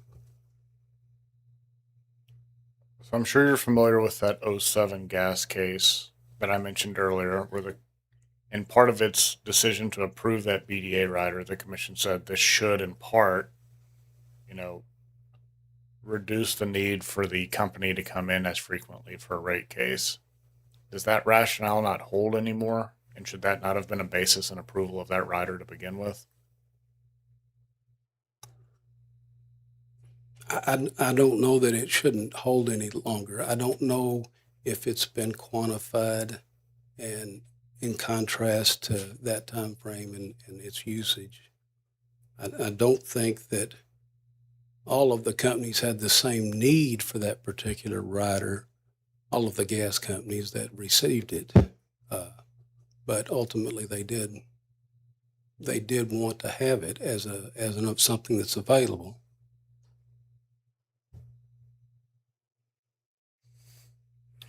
The AG's witness has suggested making the BDA rider symmetrical. I understand staff, as part of its settle agreement, has, that's not one of the adjustments being made, but does staff have a specific objection to making that rider symmetrical? We didn't particularly address that particular aspect. It's not, I don't think you view it as some sort of decoupling mechanism, and which seems to be the intent of the AG's witness. I think that, well, overall, we just didn't address it, and it was accepted with the similar modifications that we were accepting as part of the change in the level of revenue recognition, the billing, the normalization.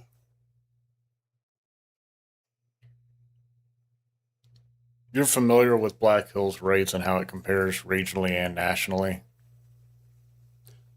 Somewhat, yes, sir. I was part of the review of their Gaja rider. What is staff's perspective on what's driving those costs and why Black Hills rates are above average in both of those respects?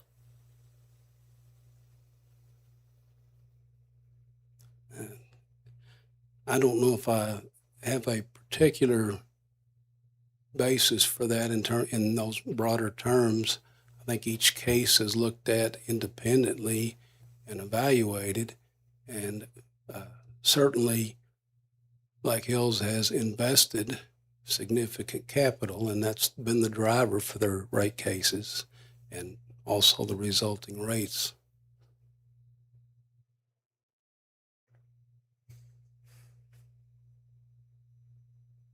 I think that's all I have, Chairman. Thank you, Mr. Hilton. Ms. Anderson, I have one question. proceed. Mr. Hilton, is it your opinion that the terms of the agreement between staff and the company contain sufficient affordability mechanisms for the company's customers and for ratepayers? Yeah, I think that issue was more or less deferred to the larger docket that's addressing that specifically. So does it have and it does recognize the minimal level that the company is justified in this process.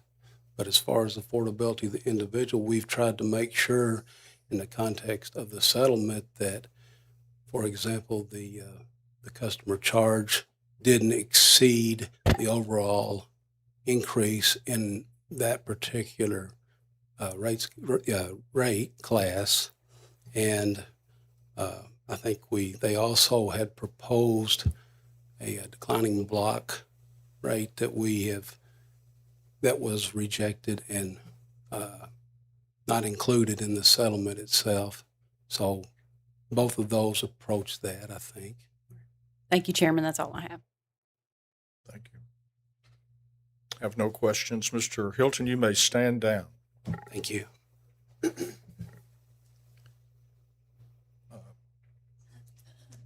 Mr. Chisenhall, I know you like a 3-course meal down at the Capitol Hotel, and I think that'd be inappropriate, but I'll give you a rain check, okay? And Mr. D'Angelo, I know you like a good country meal where you go out and get fresh tomatoes and corn and all that. So if we reconvened at 1:15, would that be good for y'all? That's great with Enough us. time? Okay. Yes, sir. Won't we be in recess till 1:15? Thank you.